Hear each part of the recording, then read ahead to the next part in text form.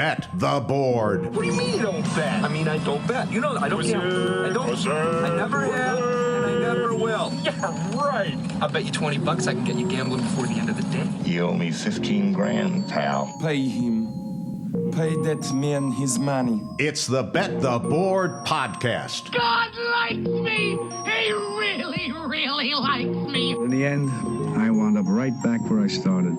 I could still pick winners, and I could still make money for all kinds of people back home. And why mess up a good thing? Here's Payne Insider and Todd Furman. Welcome into the Bet the Board podcast. The Power 5 offseason preview series rolls on.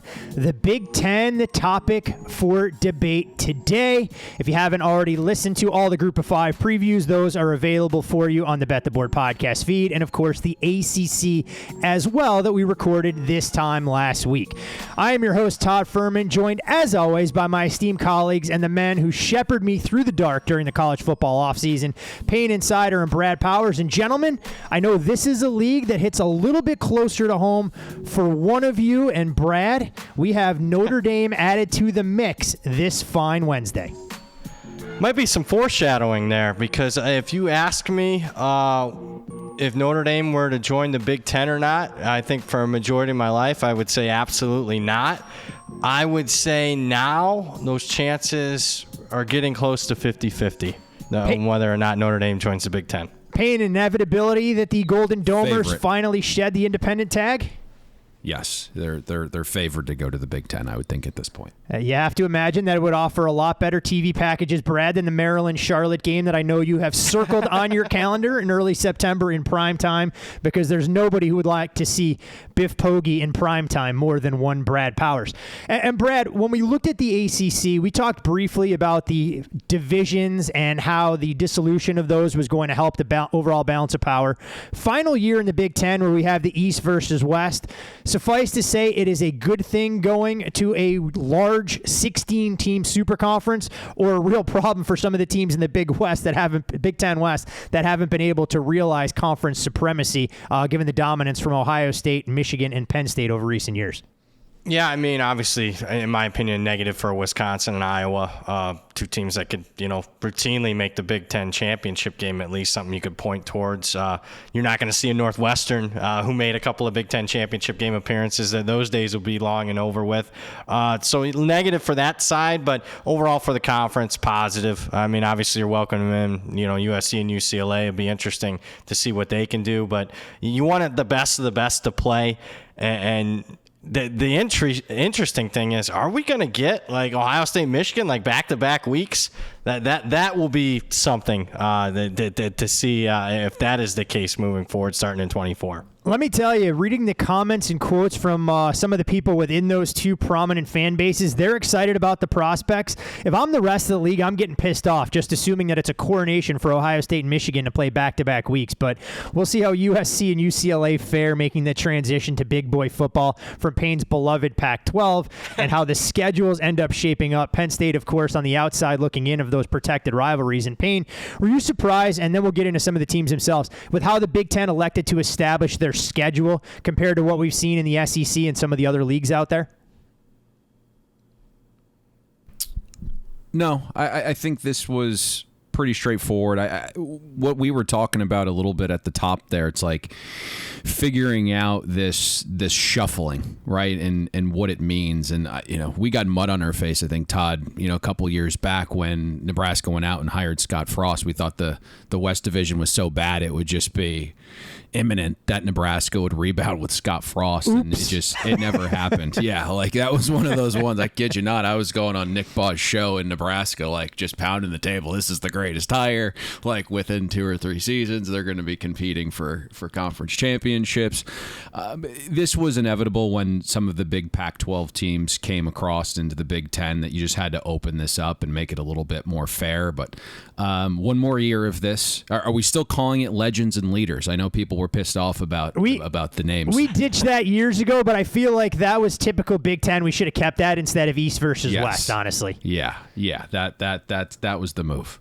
But no, it'll be interesting to watch this league as it continues to evolve. Obviously, we saw opponents released for the 2024 and 2025 season. We have a better understanding of exactly what the travel will entail, especially when we add 2 new members to the league. But before we get to that, gents, we have plenty of ground to cover, and we may as well kick things off with the program that has become the gold standard in the Big Ten over the last couple of years. And no, that is not the Ohio State Buckeyes. That, of course, is the Michigan Wolverines, who, when you look at Michigan's win total, it sits at 10.5, depending on the shops. Obviously, these are general, always shop around, depending on which way you want to go.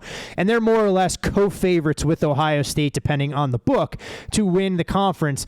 And when you look at Michigan, this was a program that went 13-1 last year, set a school record for wins, and punched their ticket to the second straight college football playoff.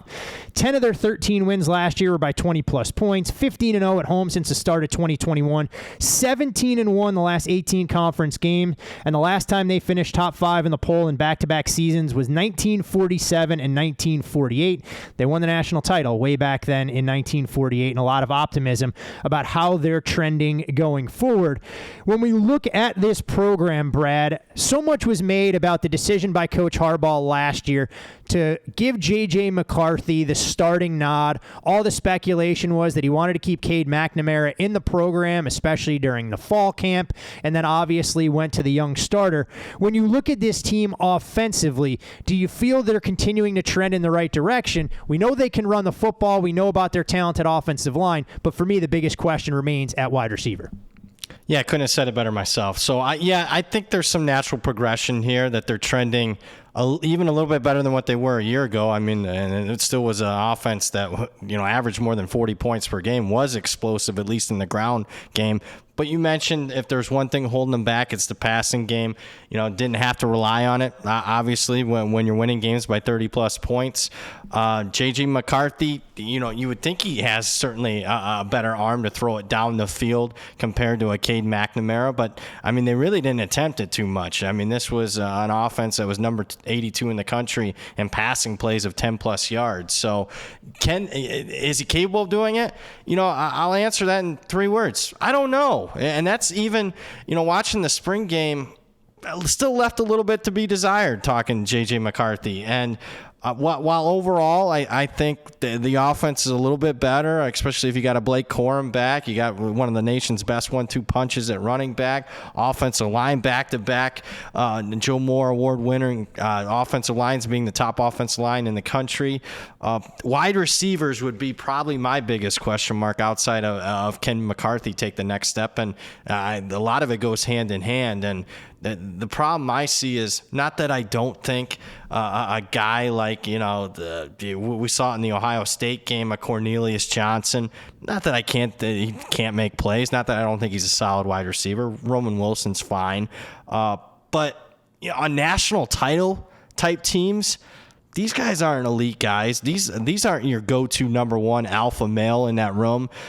They're number 2, number 3 guys on what we've seen on a lot of recent national championship teams. So I still think they're missing that go-to wide receiver. I still have some reservations about J.J. McCarthy, but overall, I think this offense is just as good as what they were a year ago. Well, when you look at them a year ago, they were 6th in the nation in scoring offense at 40.4 points per game. It was the first time that Michigan has averaged 40-plus points per game in a season since 2016. When you look at their ability to run the football, they finished 5th in the FBS, averaging a shade less than 240 rushing yards per contest. And they finishing 5th, well, if you remove the 3 service academies, pretty good company and rarefied air there. Brad, when you look at some of the difference makers that you mentioned, is there a player or 2 that you wanted to highlight in addition to, say, a Blake Corum who returns from injury or Donovan Edwards that we saw flash in some of the biggest games when Michigan needed his game-breaking presence? Yeah, obviously it starts there. Those are your top 2 playmakers. Edwards a little more explosive than Corum. Corum, even at 5'8", 210, he could be a bell cow. And Edwards showed that he was more than willing to handle the load with 216 yards against Ohio State. A lot of it on big plays. I must say. I will say They were missing a third back, especially when Corum went out the first in that Illinois game. I thought they also struggled not having another back against TCU to kind of give Edwards a breather. I think they'll be okay in that regard this year. They got a true freshman, this Benjamin Hall kid, only a 3-star recruit, but man, he set up blocks well in the spring game. Very patient, quick burst at the line of scrimmage, something you just don't see typically from true freshmen. 235 pounds. So I think he can come in and be that third back for him.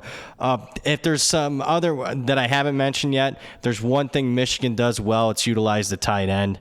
And I know they lose Schoonamaker, but he got hurt last year. That they were actually banged up pretty much across the board at tight end last year. But a guy that flashed at the end was a true freshman. I think is going to take the next step. Colston Loveland, I think is going to be a really good tight end, all Big Ten caliber. And then they bring in an all Big Ten caliber tight end and A.J. Barner from Indiana. So I expect to see a lot of 2 tight end sets.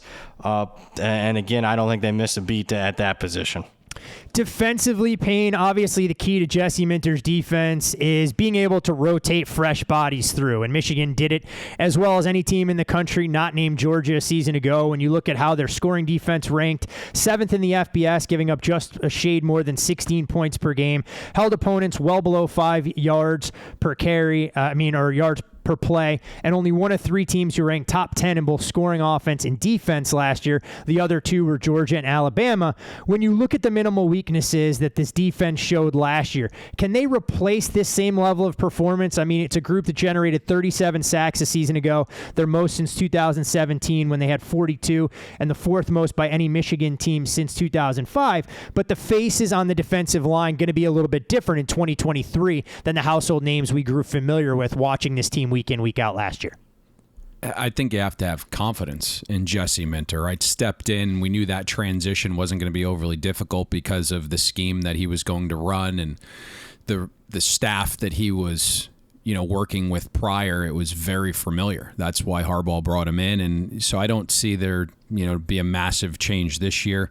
There wasn't a noticeable drop-off last year, despite losing 3 defenders that went top 45 in that 2022 draft. And you listen to Minter this offseason, he's talked about wanting to get more pressure and more disruption on standard downs. And I like hearing that because metrically he's spot on, right? He identified the weakness, which you just love to see in a coach, and the vast majority of Michigan's pressures and havoc created were on third down, and it was manufactured by sending heat. On standard downs, if you look at Michigan, their pressure, their havoc, their tackles for loss were all outside the top 50. You mentioned some of those losses along the defensive front, in the defense in general, Mozzie Smith and Mike Morris and DJ Turner. It just feels like far less questions coming into 2023 than we had going into last year.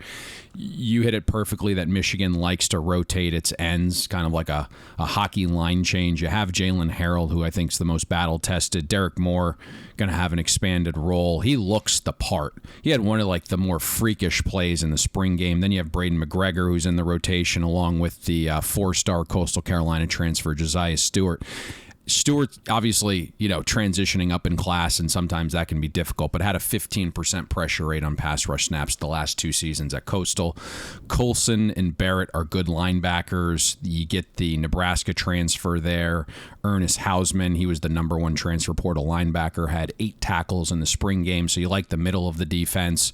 Rod Moore and Makari Page are a very, very good safety duo. Will Johnson, I think that was a kid we actually outlined last year as a true freshman on our preview podcast. He was an elite shutdown corner, 8th best coverage grade in the entire country. He allowed a catch on every 11 coverage snaps. But I think the big question mark, if you have to look at Michigan's defense and kind of pinpoint a spot where there might be a little concern, it's cornerback 2. You got Amarion Walker, who's penciled in as the starter. He was a 3-star receiver in the 2022 class. He converted to corner, only played 6 snaps as a freshman. He got picked on in the spring game, so no surprise. You look like 2 weeks ago, Michigan adds Josh Wallace from the portal, played corner at UMass. He gets a 3-star transfer grade, but Wallace has 4 years of experience, graded out above replacement level the last 3 seasons. So let's see if that carries over, as the competition enhances. Schedule very soft again. We're projecting Michigan to have just one top 25 offense on its schedule. The other 11 offenses project to have an average efficiency rank of 69. So this has, the makings of a top 5 defense again. And if J.J. McCarthy doesn't take the next step at quarterback, Michigan's going to have to play like a top 5 defense again here to not lose ground. But I think you guys hit it perfectly. Like what I saw in the spring game matches with Brad. Like J.J. McCarthy started the spring game how he finished his season last year, and that was locating the defense. Hey, you know what? Maybe needs a vision test, or he's colorblind, that they can work through that before the fall sets in. But, they talk about college football and teams not having a preseason schedule. Don't tell that to the Michigan faithful and Coach Harbaugh. When you look at who Michigan will start with this year, a trio of Group of 5 opponents in ECU, UNLV, and Bowling Green before they'll have a soft landing spot against Rutgers Week 4 to kick things off in Big Ten play. And Brad, final word to you when you look at the Wolverines from their schedule and their power rating going into this season compared to where it was at the end of last year, or maybe how they progressed through the 2022 season. Yeah, so slightly up. About a half point up on the offense. I think they're, like Payne mentioned, I think they're in better shape than what they were a year ago at this time on defense. So, a couple points up in my power rating. And when you type that into a schedule, with that power rating, you're going to see Michigan favored right now in all 12 games, and 10 of them are by at least 2 touchdowns. So, you put that together, and you see why Michigan's in the top 3 or 4 when it comes to national title future odds. Amazing to think how much and how quickly things can change in the fluidity of the college football landscape, where Michigan projected before the season starts as a home favorite against Ohio State for the biggest game in Big Ten conference play year in, year out that we'll see in late November this year from Ann Arbor. From the Big Ten power to be to a program that will most likely be a member of the Big Ten in the coming years, that of course being the Notre Dame Fighting Irish. And when we look at the Irish's win total, there were some 9s out there. We're seeing 8.5 shaded to the under.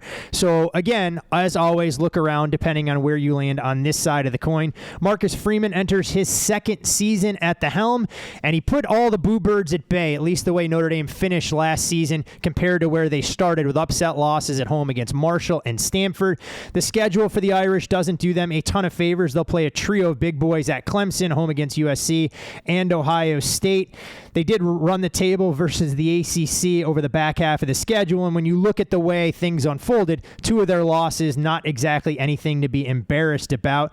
And instead of going to you, Brad, to start things off with the Irish, Payne, we'll pinball back to you as far as looking at this Irish offense, trying to figure out what we can expect under a veteran quarterback and a man crush of yours of sort. Now that Stetson Bennett has moved on, Sam Hartman goes to the catbird seat.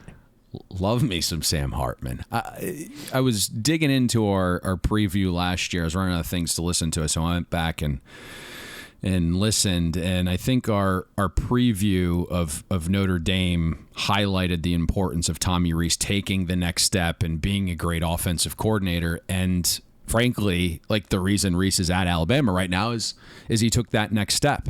And you think about what Notre Dame was offensively last year is like underachiever in Tyler Buckner, and then, a 3-star thought to be back up in Drew Pine, little to speak of at receiver, and then somehow Tommy Rees goes out and, has a passing offense finish top 20 in schedule adjusted success rate and explosiveness. So that's why he's not here. Kevin Freeman promotes within, tight ends coach Gerard Parker.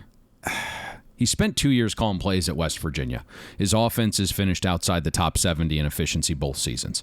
So that's probably the biggest question mark for me. He arguably gets the best passing quarterback Notre Dame's had since the 2006 version of Brady Quinn, who won the Unitas and the Maxwell Awards. That's my thought. I mean, Brad might think a little differently there, but I'm that high on Sam Hartman. I think there's a decent amount to like offensively. Parker's going to run this offense that's pretty familiar to Sam Hartman. It's not going to be the slow mesh, but it's going to be RPO based. And I had this conversation with Brad a few months ago that I feel is pretty high level, so we'll share it here now. But Sam Hartman's 6 feet tall, right? He's not going to be forced to throw from as many muddy pockets this season, which is basically like the prerequisite of the slow mesh that Wake runs. You invite pressure into your lap on the slow mesh. And so we're projecting more clean pockets for Sam Hartman to throw from. And if you look at that, he's just been elite the last 2 seasons. In 2022, the best quarterbacks from a clean pocket: Drake May, Bryce Young, Jordan Travis, Sam Hartman, and C.J. Stroud. 2021, Bryce Young, Kenny Pickett, Will Rogers, Sam Hartman, Matt Carrero, and Brad's buddy, Brennan Armstrong. Those were the best clean pocket throwers. Right? Poor Brennan Armstrong catching strays on the Big Ten podcast. No, he was good. He was good in 2021. That was my point. He was throwing them at me because I'm not a big Armstrong fan. Yeah. Come on. Well, I don't think anybody Keep will up be after here. they watch NC State week in, week out, but we broke that He's down got last no week, help so. in the receiver core. Back on track here is, so I like what Sam Hartman's going to have here schematically. I like Notre Dame's offensive line. They made big strides last season. If you're kind of gauging them like a stock, it was a really slow start, but by October, the O-line chart just kept rising, and Notre Dame finished just outside the top 10 in offensive line yards created. Less than 11% of run plays were stuffed by opponents, which was top 5 in the country. You have Joe Alt and Blake Fisher at the bookends, arguably the best pair in the country. Experience at center with Zeke Corral, who's a good pass blocker. I think the question is at guard, where Notre Dame has to replace Lugg and Patterson, 2 of their top 4 graded linemen. Looks like you have a 4-star sophomore interior lineman in Billy Schroth, who's going to lock down the left guard. And then, Brad can correct me here, but it looks like Andrew Kristofic can play. He's going to get the first shot at right guard if he can kind of play to that 2021 level. Probably not a massive drop-off. Weapons are interesting. Obviously, Michael Mayer is, that loss is going to be felt. When you have a tight end like that, it's just one of a kind, right? I mean, he averages nearly 2.5 yards per route run, and he's also the team's second best pass blocker. It's just a tough void to fill. Receiver room appears to have the most potential in a long time. Jaden Thomas and Sam Hartman connected well in spring. You got Deion Colsey, who to me has serious juice. Chris Tyree moving to slot. You have Tobias Merriweather, who was a top 80 recruit in the 2022 class. He's come out this offseason and talked about how the game slowed down for him. I just think with Sam Hartman, he's going to elevate the floor of the wide receiver room. What really needs to happen for me, right? Like if this offense is going to be as good as it potentially can, the Irish need more pop from the run game. And again, maybe Hartman helps that, right? Defenses aren't going to be able to cheat run. Audric Estime, fantastic plotter and between the tackles runner. Needs to be more explosiveness, though. Outside the top 65 in explosive runs last year. Maybe it's a freshman, Jeremiah Love, who Brad put me on, watched some of his high school tape. He's a little bit bigger, but he's fast for a big back. I like Payne's burst. I watched him in the spring game. He's got this willingness to kind of hit the hole. Who's burst? Payne's burst. Yes.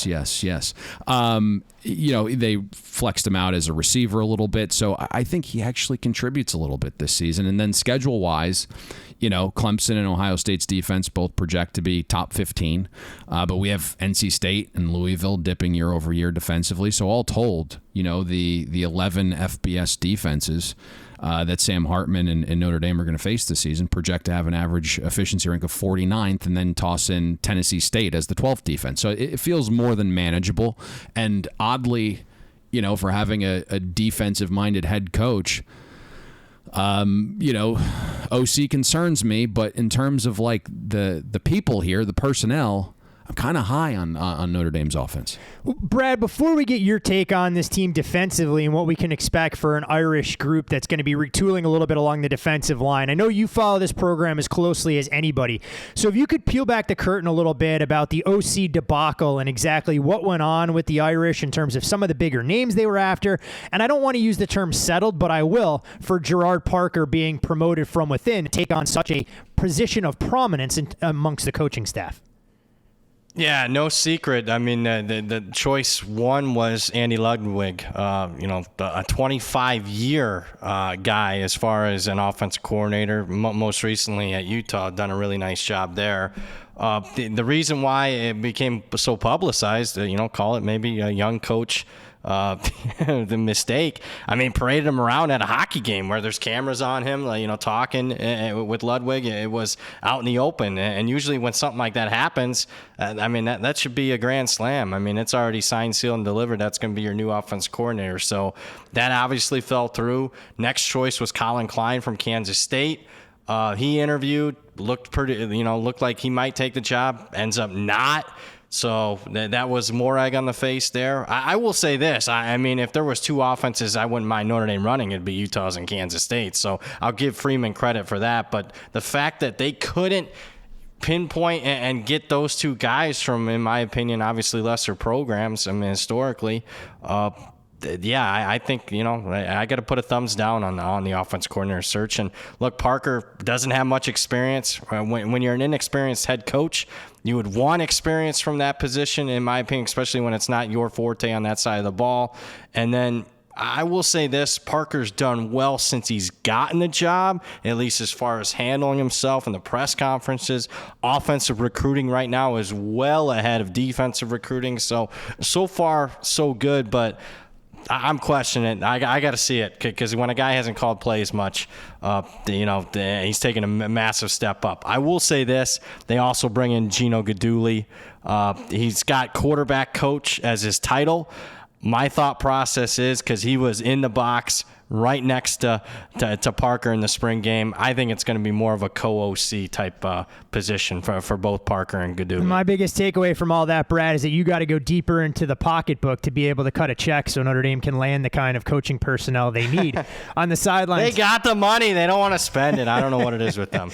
When you look at this team defensively, Al Golden, right? Obviously the defensive coordinator. Boys, if you are going to pull that heist and you don't want to spend the money, be a little bit more discreet so it happens in the night, For sure. Oh, for sure. You have to try and operate amongst, in the shadows and not make that, like Brad said, parade a guy around like it's already a done deal and just a mere formality to try and get him in there. But when we look defensively, Al Golden, Brad led a defense that collapsed in the red zone a bit last year. They were 130th nationally, allowing 32 scores in 34 possessions.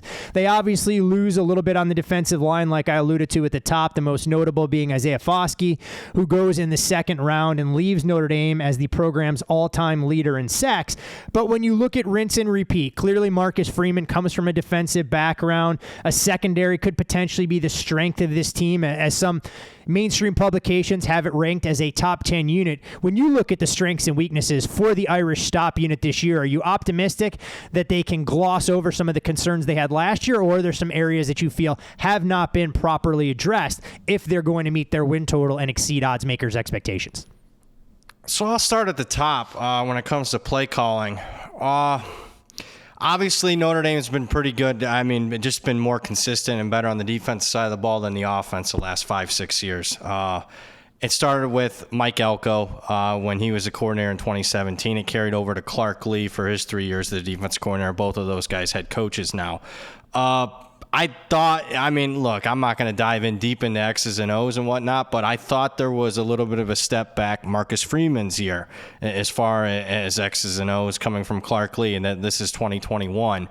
And I thought there was even a bigger step back last year. Now, Al Golden's got a lot of experience, but he hadn't called plays at the college level since 2005 back at Virginia. So maybe there had to be a little bit of an adjustment for him, especially he was hired late in the process because he was with the Bengals through the Super Bowl a year ago. So maybe he's better. Just, your second year being a coordinator after not doing it for almost, 2 decades, I'd expect it to be better. It has to be better in the red zone. You mentioned it, but when opponents are scoring touchdowns on 27 of the 34 trips to inside the 20, big reason why Notre Dame's defense, as far as a simple statistic as points per game, was the worst they've been since 2016, just because of red zone inefficiency on defense.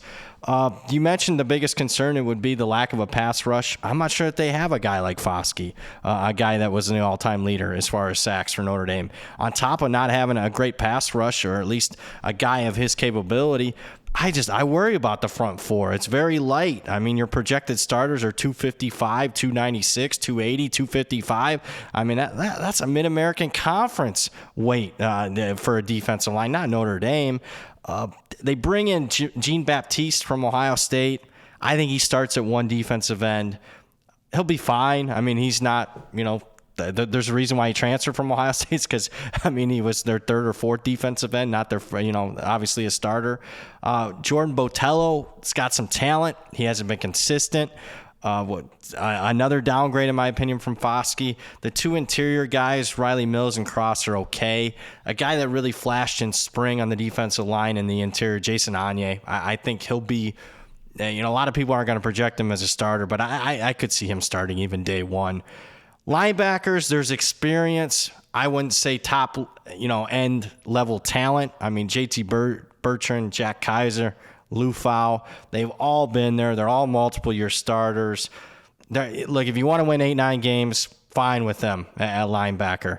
You want to win 10 or more and compete for the college football playoff, I don't see it with that starting rotation. And I'd keep an eye on some of the younger guys. They're more talented. They're more highly recruited. They're more athletic, more importantly.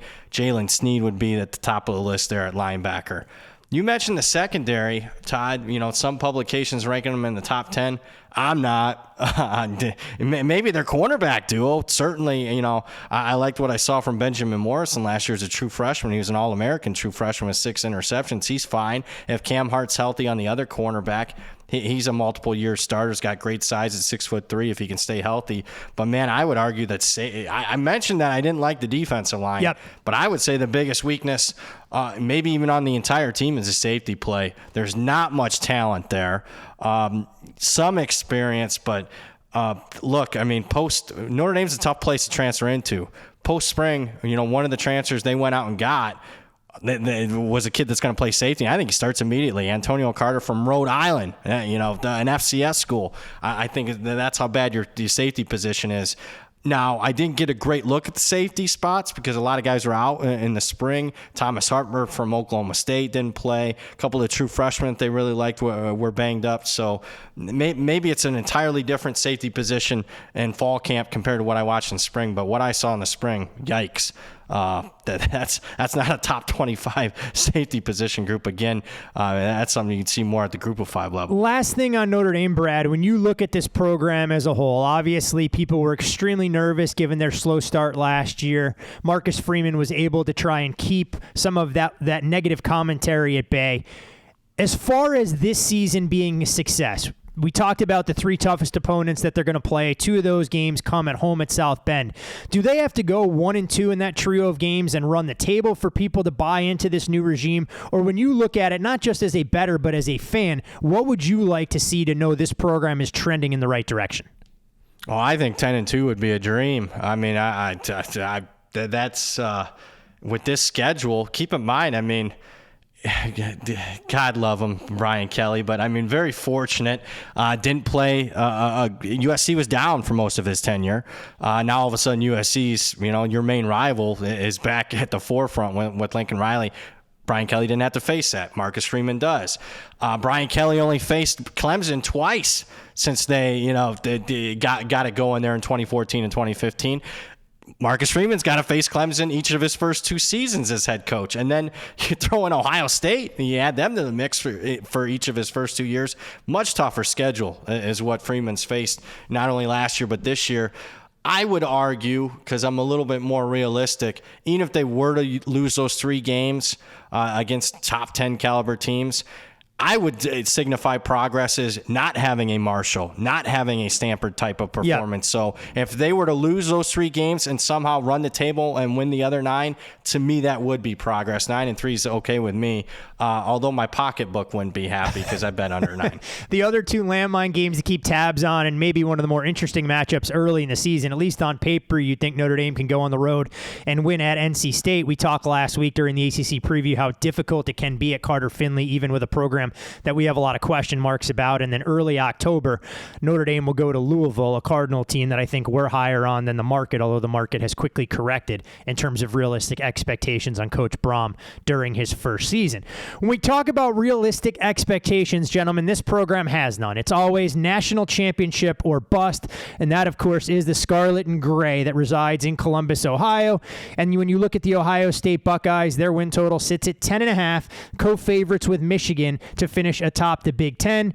And as far as Ohio State's trajectory coming into this season, they experienced their largest loss to Michigan last year since 1991. It was the first time they lost back-to-back games to close a season since 2011, and the program hasn't lost more than 2 games in a season since that aforementioned 2011 campaign. When we look at the Buckeyes, since 2000, they've gone 159-28 in conference play, does not include conference championships. And Payne, a lot of the reason that the Buckeyes have had success in recent years is because they found elite quarterbacks, and whether they've started as true freshmen, as C.J. Stroud did on the road at Minnesota, they hit the ground running. Brian Hartline has done nothing but recruit 5-stars, so much so that the comments he's made this offseason are tremendous about if guys can't play right away, we hope they find landing spots elsewhere. When we look at the Buckeyes offense, it's a handing off of the baton from C.J. Stroud, a top 5 pick in the NFL draft, to the likes of Kyle McCord and Devin Brown. What are the expectations for you in terms of what this offense is going to look like right out of the gates when they go on the road to take on Indiana? I'm not sure either of those quarterbacks don't drop the baton. Well, at least they'll be able to hand it off to a backfield that should be good. You know what you're losing, right, in C.J. Stroud. The guy's a 2-time Heisman finalist. He's the 2nd pick in the 2023 draft at the most important position on the field. So there is going to be drop-off at quarterback. It's just, how precipitous is it, C.J. Stroud was that guy that could throw to all levels, and when you kept him clean, he was far and away the best passer coming out of this draft. 78% adjusted accuracy when clean. And he had an affinity for pushing the ball downfield. On throws 20-plus yards, Stroud averaged nearly 1 point per attempt. Not many quarterbacks the past few seasons have shredded Kirby Smart's defense. C.J. Stroud did. And, I've watched Ohio State's spring game 4 times now. And I think Kyle McCord is a solid quarterback. He's competent. He's the leader in the clubhouse for the job, and you look at some of his merits, right? He's a 4-star kid. He's like the number 8 quarterback in the 2021 class. He's been in Ryan Day's system 3 years. You give McCord the benefit of the doubt. He was missing some of those weapons in the spring game, so not a totally fair assessment point. But Ryan Day came out last week and publicly said he is not close to naming a starting quarterback in the battle between McCord and Devin Brown. And my suspicion is that Day believes Devin Brown has more upside than McCord. McCord just knows the system better. The floor is a little bit higher. And the hope is for Ryan Day that, over this nearly 5-month stretch from spring game to opener at Indiana, that Brown makes some strides, that his finger heals. And, 5 months is an eternity to grow your game when you're like 18, 19 years old. The other massive difference here, for me at least, year over year, is up front. Stroud was only pressured on 23% of dropbacks. Part of it was he knew where the ball needed to go. Sometimes you see McCord, at least in the spring game, holds on to the ball a little bit longer. So I think the pressure rate is absolutely increasing this season. And then you look at what they lost up front. You're losing both starting tackles in Jones and Johnson. Combined, those two allowed 19 pressures on nearly 900 pass block snaps last year. That's pretty good. The anchor in Luke Whippler, he was drafted as well. The guard position is solidified. You have Donovan Jackson and Matt Jones returning. Both are maulers, though. Substantially better as run blockers than pass protectors. Jackson was replacement level in pass protection. Jones was slightly above average. And the day of Ohio State's spring game, because the tackle position was that bad, Ohio State goes out and signs Josh Simmons from the portal, a kid from San Diego State. He was a 3-star recruit out of high school as an interior lineman. He had to redshirt in 2021, played right tackle at the Mountain West level, nearly 800 snaps. Replacement level is 60. Simmons played to a 47. Wow. Tackle is a position that you have to, in my mind, recruit from the high school level and develop it. So many of these tackles in the portal are far more sought after because of need than ability. You look at Victor Cutler, another tackle, comes from Louisiana Monroe, over 1,300 snaps in 3 seasons at the Sun Belt level, played to an average of a 49, progressively worse, and played to a 42 last year. Cutler's already been moved to guard. He's a backup on the depth chart right now. So that concerns me. Obviously, the weapons are electric again. It's just a matter of quarterback play and offensive line, allowing the weapons to be as impactful. We know what Marvin Harrison Jr. is. He's likely the number 1 receiver taken in the next draft, 3.2 yards per route run. Ibuka as good as you'll find as a number 2 receiver, 3 yards per route run. And then you have, some veteran guys with Julian Fleming and Kate Stover and Xavier Johnson and then Carnell Tate, right? Expected to make an impact as a true freshman. Coaches love Jaden Ballard. It's just, an embarrassment of riches with these pass catchers. Then the running back room, Travion Henderson and Mayan Williams. That's a nice 1-2 punch. You have this, thunder and lightning duo. Dalen Hayden, right? Looks like a player himself. He flashed in the Maryland game last year. I know he flirted with the portal, but he returned. So for me, the data, the personnel, and my instincts, they all lean to like Ohio State not competing for a national championship this year, right? That's just my vibe with quarterback and O-line play, because I think both dip a little bit. And you look from week 4 onward, we're projecting Ohio State's offense to face a defensive schedule that has an average efficiency rank well inside the top 25. I'm also interested to see how Brian Hartline works as an OC. He had a little offseason issue. Ryan Day, is calling the offense a collaboration when someone was trying to hype Brian Hartline last week in an interview. I mean, Hartline wants a head coaching job. So, every day I inch closer to making Ohio State win 11 games to take my money. And frankly, my money probably would already be in the pot if I trusted Drew Alarmore will get there. If I trusted Wisconsin's offensive transition, what we just discussed, if Notre Dame had a surefire edge rusher, like those 3 things are massive questions. And it's why I haven't gone under 10.5. And I think our listeners know at this point, like I think the world of Jim Knowles as a defensive mind probably more than anybody. Well, you mentioned some of those offensive numbers, and given what Ohio State has done, it's always tough to continue to maintain such a high level of excellence. They averaged more than 44 points per game last year. Second in the FBS, went over 40 points per game every season since 2017. And when you look at some of these composite metrics, ranked in the top 15 in points per game every season since 2016, top 3 in 3 of the 4 full seasons under Ryan Day, 4th most scrimmage touchdowns in the FBS last year with 72, 42 through the air, 30 on the ground, and tied for 6th with fewest giveaways. But a lot of those things, Payne, are capable because of what you referenced. Stability at the quarterback position with an NFL caliber guy in C.J. Stroud and an offensive line that allows you to keep the pocket clean every time you're dropping back to pass. You mentioned Jim Knowles, and Brad, when you look at this Ohio State defense, I mean, this was a group we knew last year could go through a little bit of a transition. They met and exceeded expectations when they played inferior foes that didn't have offensive firepower and teams with capabilities, but they took on water faster than the Titanic in the 2 biggest games of the year against Michigan and Georgia. They were absolutely gashed. When we look at some of the counting stats, 25th in the FBS last year, allowing just 21 points per game, held opponents to 321.5 yards per game, which was 14th best in the nation. But for me, when you're only 6th in the Big Ten, that's not exactly what Buckeyes fans have grown accustomed to, including 34 sacks, which was tied for 3rd. They held their opponents in check on 3rd down, top 10 in the FBS. But again, I can beat up on playing bottom feeders in the Big Ten West and stack stats there. Is there reason to be optimistic that Ohio State can return to their same mentions as some of the elite programs, or are you a little bit concerned about the state of the Scarlet and Gray? Actually, I'm not as concerned on this side of the ball, which is saying something considering what this defense has been the last few years. Now, I will say this. They were improved last year. You mentioned the counting stats. Even with the fact that they had 2 dismal performances, and that seems to be everyone what everyone wants to talk about, even allowing 8.9 yards per play against Michigan and Georgia, and I know those are the 2 most important games this season, they still were substantially improved across the board compared to what they were a year prior and then a year prior to that. So just that being in the first year of Jim Knowles' system, I thought I'd give it. I'm not going to give it 2 thumbs up considering what happened against specifically Michigan, but I would still grade it. He did all right. He did his job, at least for a first season. Now, the question is, can they take yet another step this year? I think they can. Let's start on the defensive line. I just think for the fact that this is the junior season for a pair of defensive ends that were coming out of high school, 1 and 2, 5-star kids at that position.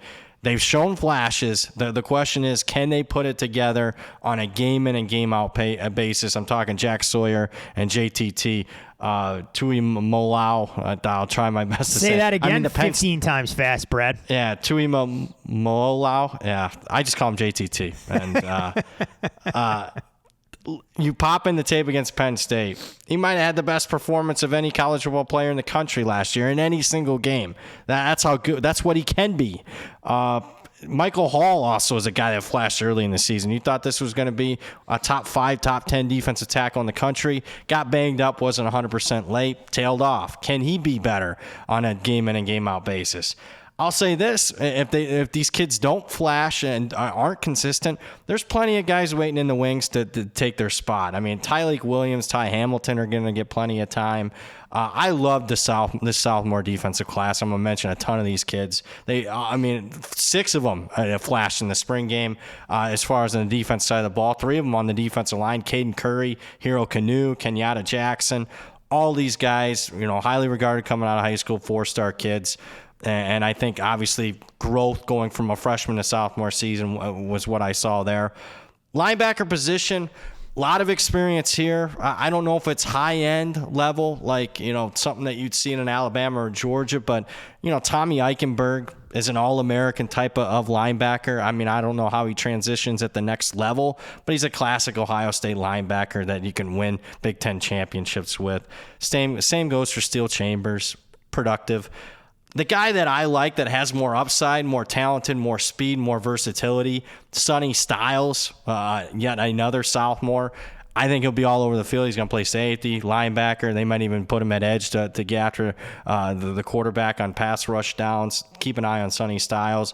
Cody Simon's got experience. C.J. Hicks is another highly touted sophomore, very talented kid that they're going to utilize all over the field. The question I had, and obviously it was on their minds too, was the secondary.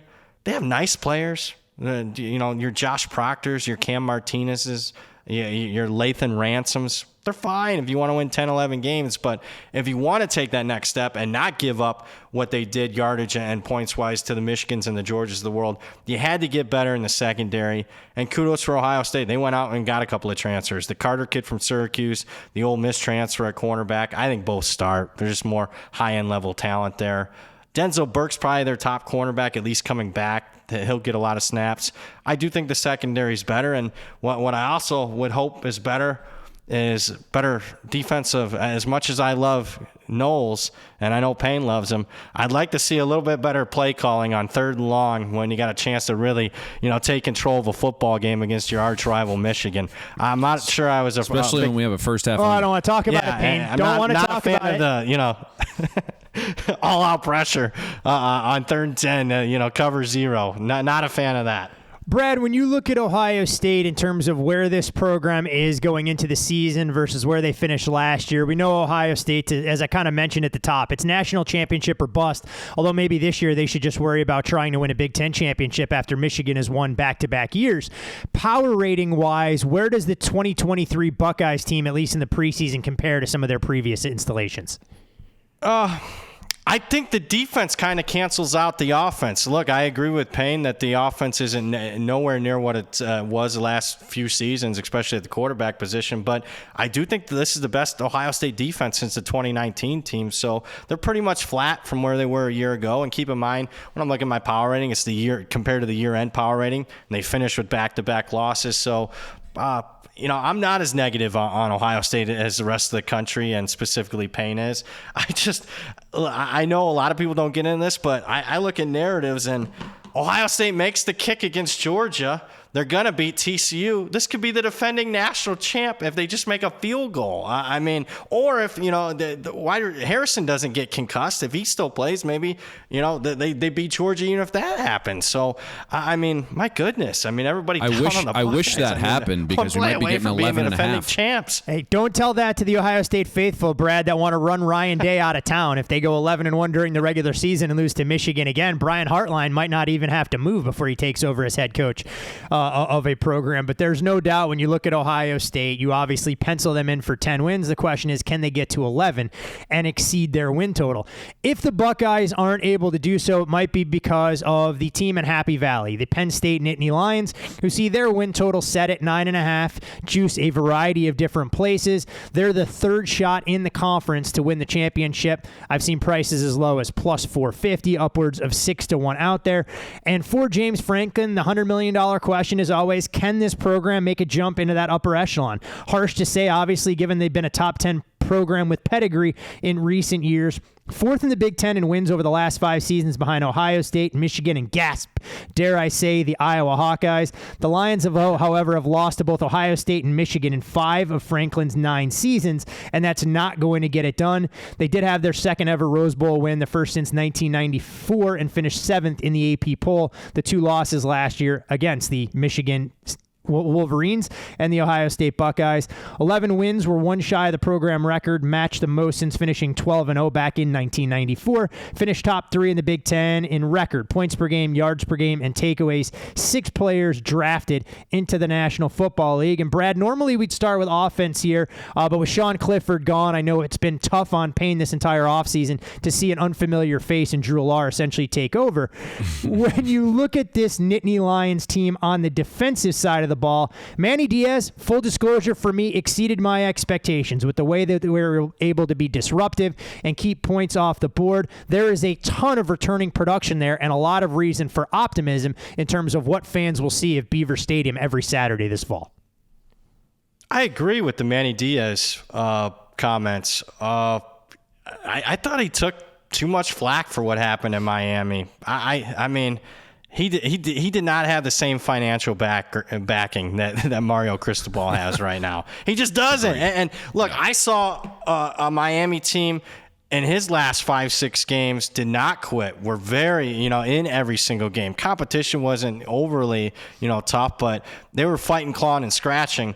Did not see that from Miami's team a year ago under Cristobal. So I guess I'm a little bit more positive with that, with Manny Diaz coming into last season. And then I thought last year, besides the horrific effort against Michigan, where Blake Corum and Edwards are still running, other than that, I don't know how you could, not be satisfied with what he did. And I'm here to tell you, I think it's more of the same this year. I think this is a top 10 caliber defense, borderline top 5 defense. In fact, I think they might be even a little bit better than what they were a year ago.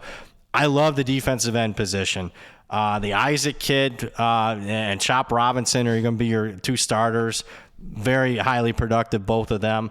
I'm here to tell you, I thought maybe the best player overall on the entire team in the spring game was a backup defensive end, highly regarded kid, borderline 5-star kid, Danny Dennis Sutton. They had 3 sacks last year.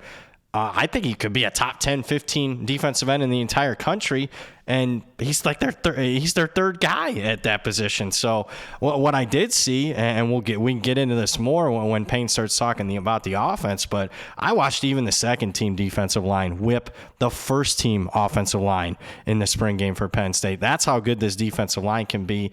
Now, if there's one issue I have up front, look, they got some guys at defensive tackle that have some experience. I don't know if they have a PJ Mustipher type. I don't see that type of level of a talent. Another thing, I didn't see as much size up front. Might be one of the reasons why they went out and got a transfer that's close to 300 pounds from Old Dominion, because 3 of their 7 defensive tackles in the spring were 275 pounds or less. That's not going to beat a Michigan hold up at the point of attack or even against Ohio State. At linebacker, one of the top linebacker cores in the country. Carter's back. Curtis Jacobs back. Tyler Elston's got experience. Kobe King's back. If you're looking for an emerging star, a young kid, they really like this Tony Rojas kid. It's a freshman. That's a name to keep an eye on at the linebacker. So there's set experience and talent there. You would think secondary's a big concern, especially when you lose a guy like Joey Porter. Brown at safety. You're talking about 2 guys that were selected in the top 3 rounds of the NFL draft. I think they could be just as good this year in the secondary. Kalen King, Johnny Dixon, Keaton Ellis. The question I would have with King is he had a lot of great stats last year, but it was because he was, they were throwing his way. With Porter being the lockdown corner, they didn't even bother trying to throw to his side. So can King be that lockdown cornerback 1 for them? That would be something to look at. But when I anticipate a pass rush And that certainly makes things a lot easier in the secondary if you're consistently getting after the quarterback. Brad, when you mentioned that light defensive line, the fact that Penn State is willing to volunteer how light some of those players are, saying 275 or less, that tells us they're probably closer to 250 if they can't exaggerate the kind of beef that they may have in the trenches. And it was a team that, unfortunately, when you saw them step up in class, the Michigan game stands out. Michigan did what they wanted when they wanted, running the football in the trenches, despite Penn State keeping that game close at half. Payne, the reason, though, there's a lot of optimism, we know that Penn State defensively year in, year out has been consistent. But when you look at this team on the offensive side, there are some playmakers, and there is obviously a highly touted sophomore quarterback in Drew Allar, who was the number 3 overall recruit in the 2022 class and the number 1 quarterback, according to 247 Sports. Didn't obviously get a ton of reps last year. Even when Sean Clifford was banged up, he was out there more often than not. But it's not just Allar that's going to have to take things over. He has an extremely capable and talented backfield with Nick Singleton and Katron Allen that are more than competent when it comes to their home run hitting potential. When you look at the receiving room, there are obviously a lot more questions there. But in terms of assessing Penn State where they are offensively, it feels like this is the side of the ball that will allow them to either reach a higher ceiling than we've seen in the past or hold them back below the Michigans and Ohio States in that Big Ten East pecking order. Without question, it just comes down to how quickly Drew Allar develops, right? What does his progression look like? We know the arm strength is off the charts. He can throw from different platforms. He's got great size. And then you watch him for a quarterback with long arms. He doesn't really have this elongated around the world release. It's surprisingly quick. So you see all the traits that had him, to your point, QB1 in that 2022 class. His ceiling is superior to Sean Clifford's. And I also think that you're going to see an offense that'll have more explosiveness. Accuracy isn't always there. Feet can get sped up at times. He misses some early, some easy throws. And, sometimes when you watch him navigate the pocket, he doesn't always, play in rhythm or on time. He's just inexperienced. He needs more reps. In the first half of the spring game, you watch some of the things that he's doing, and, he's able to get to his third progression on the backside, and he throws a rope down the seam for a 29-yard touchdown. And if, Allar can consistently make plays like that, Penn State's going to be in the mix for a Big Ten title. But in the second half, about a minute to go, 4th and goal from the 9, throws the ball 6 yards short of the end zone. And so if that's the Drew Allar you get, right, you might not sniff the 9.5 win total. So the variance here is quite large. I seem to have a different opinion about Penn State's offensive line than consensus. Past Fashanu at left tackle, I don't see a ton. And so far, even Fashanu, if you look at him, everyone's like talking to him about him being like a top 5 pick. Maybe he's if a he can pass play, protector. you got to be on the field to be a top 5 pick. Don't you? Hey, I don't know, Brad. Look at Jackson Smith and Jigba. He decided to take the whole season off and still went in the top 20. You look at him, it's like very, very good pass protector, and that is the way the football is being played now, but very average as a run blocker. Tangwell is the projected left guard, replacement level last year. Hunter Norzad, right, the Cornell transfer, he struggled moving up in class last year, and he was transitioning from tackle to guard. Now he's being asked to snap, and if you watch the spring game, there are some snaps all over the place. Wormley at right guard played 800 snaps last season, played below replacement level. Caden Wallace has the inside track to start at right tackle over Drew Shelton, who's making the switch from left to right. We'll see how fall shakes out, but Wallace has progressively gotten worse. His last 1,200 snaps are below replacement level, and the word is like they really liked Shelton at left tackle. They just couldn't get him on the field over Fashanu, so we're going to move him to right, and that transition just hasn't gone well yet. And then, it's concerning because you have a young quarterback, and arguably your best 2 playmakers on offense are in the backfield with Singleton and Katron Allen, and there's not a lineman projected in this starting rotation that's a plus run blocker. And you just look at Penn State last year, outside the top 90 in offensive line yards created, outside the top 100 in opportunity rate. And during spring, word is the interior of the O-line was constantly being caved in pass protection as well. So I saw the same thing that Brad did, in the spring game. Now it's not a big deal getting whipped by Penn State's, ones, their defensive line, but the 2s were whipping them as well. Wide receiver, you asked about, Todd. It's a little bit of a question mark. It's why Penn State took 2 in the portal. You get Dante Cephas, who wasn't there in spring. He's an all-MAC receiver back-to-back seasons, earned a 4-star transfer per grade. You look at Cephas, he's been elite working intermediate parts of the field in that like 10 to 19 yard area, and that's one of Drew Allar's weak spots, albeit very small sample, but hopefully Cephas can help Allar grow there. Cephas just basically provides proven production, something Penn State didn't have. You have Keandre Lambert-Smith, kind of needs to take that next step, right? He's been a number 3 receiver. Now he needs to be like 1A or 1B, finished very strong in the Rose Bowl against Utah. Malik McClain, comes over from FSU, saw the writing on the wall. He was a 4-star kid from IMG, never really panned out, but the potential and the traits are there. And then Amari Evans was the clear star of Penn State's spring game. James Franklin is raved a little bit about the tight end room, so much so it feels like if Penn State can't find a consistent 3rd or 4th receiver, we could see far more 2 tight end sets. The schedule does Penn State's offense no favors either. Projecting 6 top 30 defenses, you remove FCS Delaware and UMass, who probably should be in the FCS, and how dare you? The 10 remaining defenses. You look, Penn State's schedule, right, projected to have an average efficiency rank of 33. So, there's some issues there, but to Brad's point, really love the defense. I think we are, as a group, much higher on Manny Diaz, and what Manny Diaz did at Miami was have a defense that plays in the backfield, and top 5 a season ago in defensive line havoc and tackles for loss, so no surprise there. So we love the defense, just a matter of the peak of Penn State. If Drew Allar's that guy, if the offensive line can be a little bit better this year in run blocking, so you can get those 2 running backs the space they need. Yeah, an interesting program for sure. Obviously, Penn State fans want to be on that doorstep of trying to win the final iteration of the Big Ten East and win conference championships. Their win total 9.5 for a reason. It builds in a little bit of a cushion should they lose to the 2 big boys in Ohio State and Michigan. But somewhere along the way, if James Franklin is going to be that truly elite head coach, given the talent that he's surrounded himself with in Happy Valley, you have to beat the big boys and have to try and take that next step as a program. We'll see if it comes this year with a very highly touted recruit leading the offense, should Drew Allar be able to make the next step. You can follow our cast of characters on social media. Brad Powers at BradPower7 on Twitter. You can follow Payne there as well at Payne Insider. I'm Todd Furman. Most importantly, as always, for all things Bet the Board podcast, follow at Bet the Board Pod. And if you haven't already done so, encourage all of you guys and girls out there to listen to Cardboard Chat. It is a great firsthand look at the sports memorabilia and trading card space. Payne does an outstanding job, along with minority owner Jesse Craig of PWCC Marketplace. And before football season gets going, if you're looking for creative ways to build your bankroll, encourage you to check out our NASCAR podcast, Stay Green. I host with professional sports bettor Chris Wormy as we try and figure out ways to make you money at the track each and every race weekend.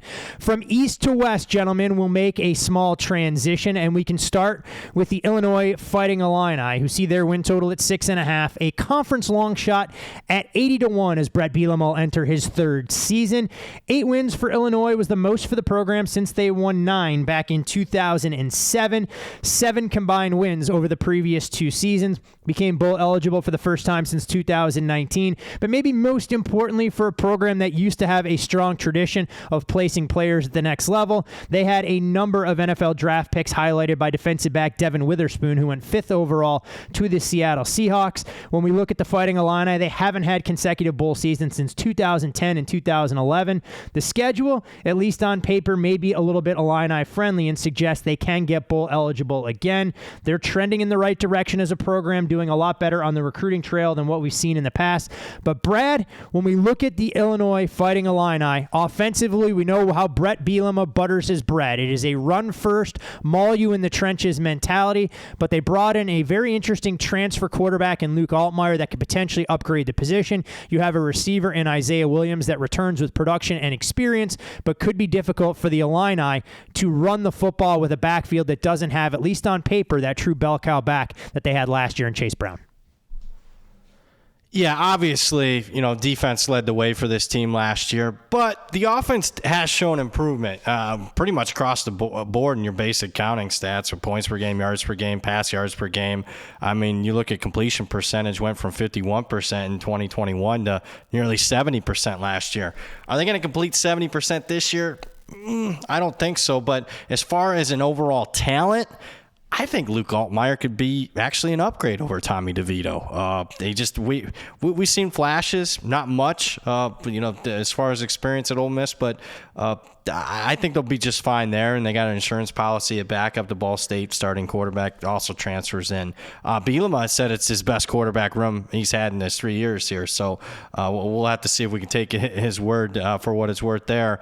You mentioned it. I mean, the biggest question mark on offense is going to be a running back. I mean, when you got a kid like Chase Brown, 1,600 plus yards last year, and he missed a couple of games. Number 2 all-time rusher, so it wasn't just last year. It was multiple year production for him.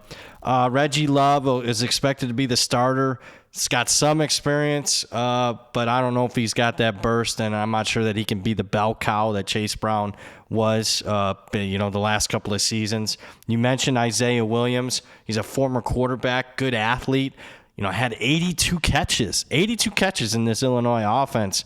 Problem was he averaged less than 9 yards per catch. So you'd like to see him, get that up well over 10. I mean, if you want to be a true number 1 wide out. I keep an eye on a couple, if you're looking at skill position guys that can maybe burst onto the scene. You mentioned the recruiting being better. I mean, this was a recruiting class that, signed 3 4-stars. Doesn't sound like much if you're coming from the SEC, but to Illinois, a team that signed zero combined 4-stars in the previous 3 classes combined, having a couple of 3-stars, especially on the offense side of the ball, should help them out there. That Elzy kid at wide receiver, Fegan at running back. Keep an eye on those guys. I wouldn't be a bit surprised they come in and get some quality snaps. Offensive line, Joe Moore, semifinalist last year, was one of the best offensive lines in the country.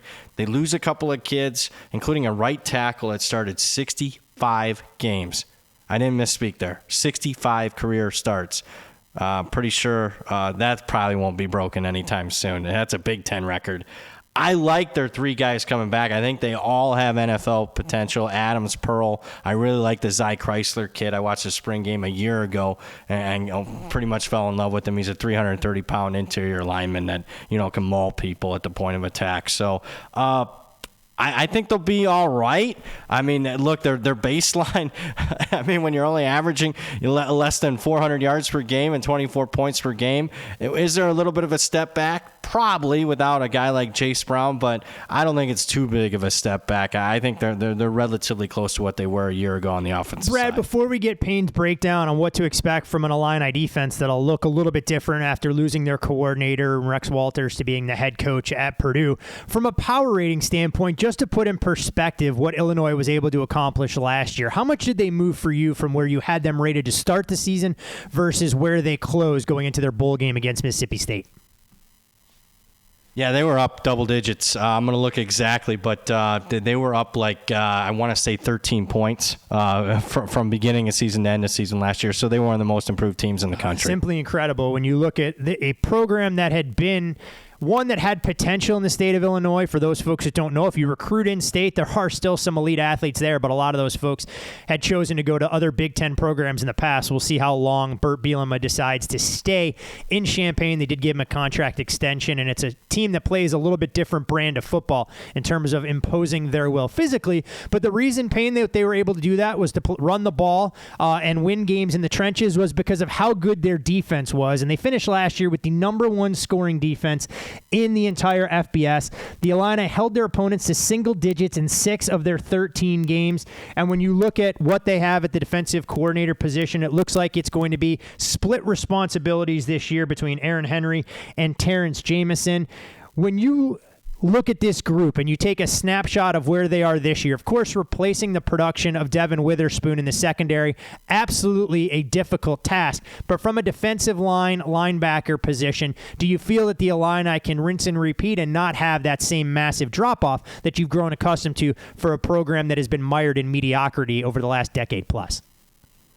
I think overarching, Illinois has to be ecstatic with the guys that they were able to retain and keep. There was a couple guys that were on the fringe that could have left for the draft that would have been mid-round picks, decided to come back and improve their game. And then, one of those defensive linemen you kind of hinted at in Jerzon Newton, there were SEC teams calling, and they ponied up enough NIL money to keep him. So kudos to that, where you're not going to just have this precipitous drop off. Ryan Walters does leave for Purdue. It's a pretty big loss. Internally, everyone believes Aaron Henry is ready to take over as DC and not skip a beat. And part of those defenses that were the best were his secondary. So that was a position of strength. What we're hearing is very little to nothing will change schematically. Front seven is where all the experience is for Illinois. They play a 3-4-4 defense.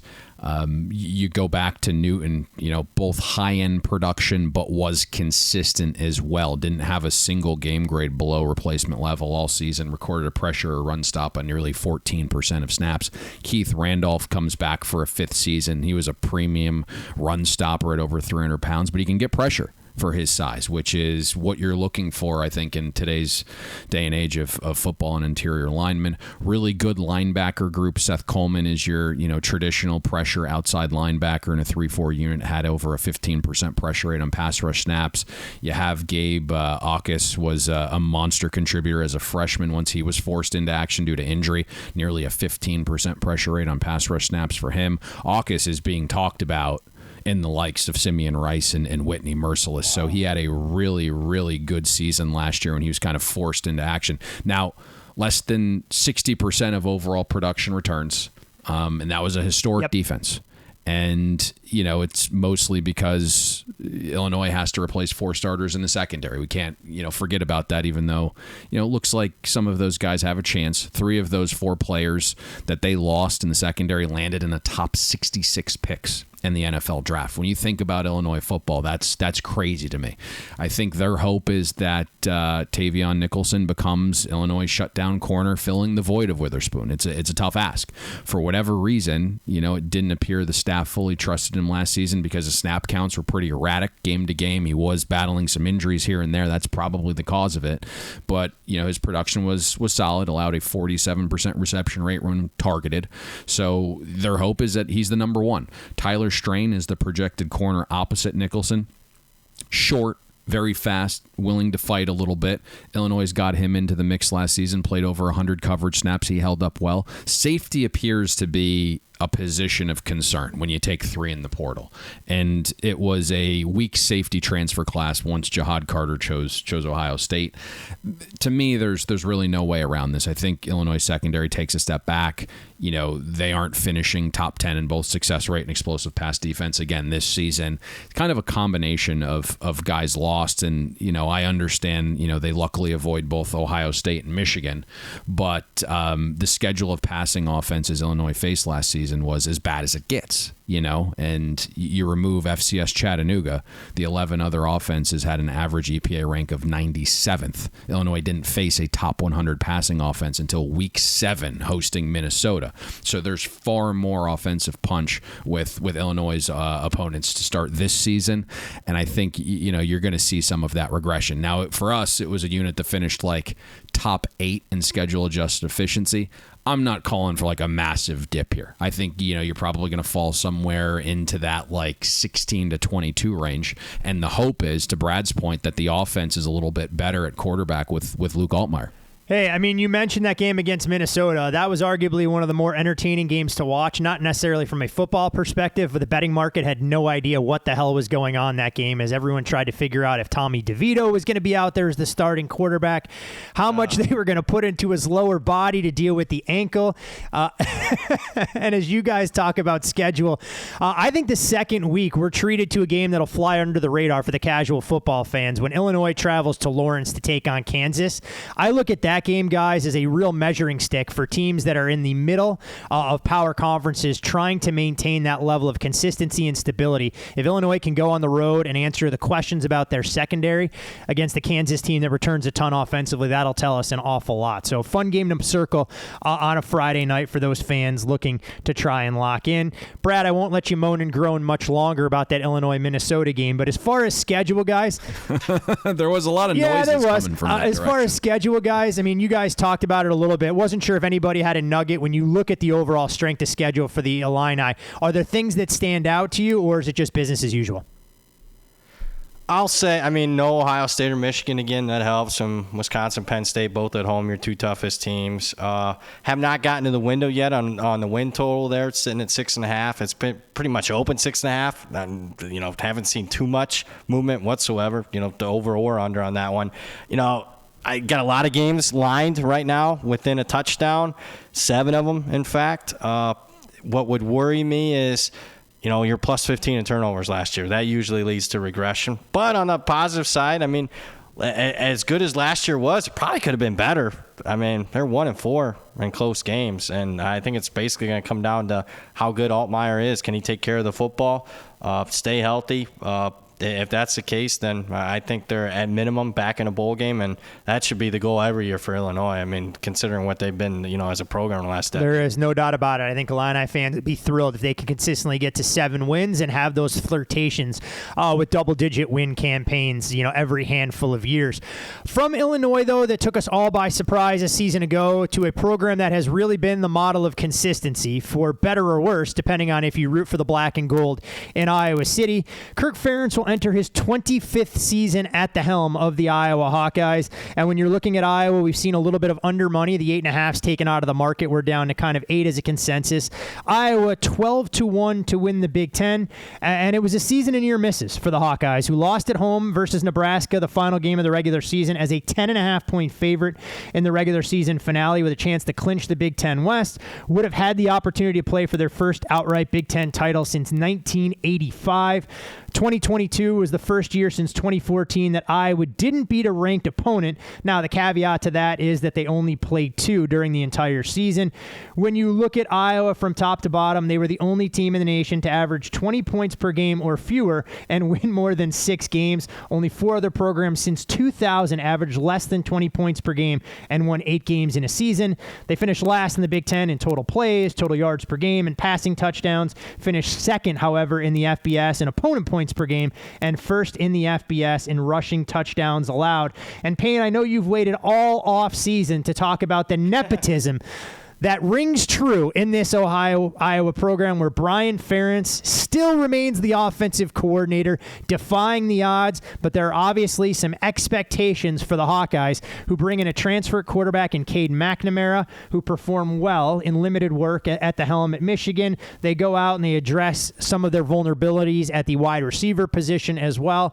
But the floor is yours, my friend, to take this anywhere you want to go as it pertains to Iowa's offense potentially getting better, because just being slightly below average would be a massive upgrade compared to what we were treated to every single Saturday last season. It would be. And the contract stipulations are pretty manageable, right? Not very daunting. Average at least 25 points and win 7 games. If he does, Ferentz gets a new 2-year deal. What is interesting, though, the gentleman that inked that deal, in Gary Barta, Iowa's AD, he stepped down recently. And I think the new AD that they're going to hire is going to be a little bit more calculated when you look at both the football program and the basketball program and where those coaches are in their tenure.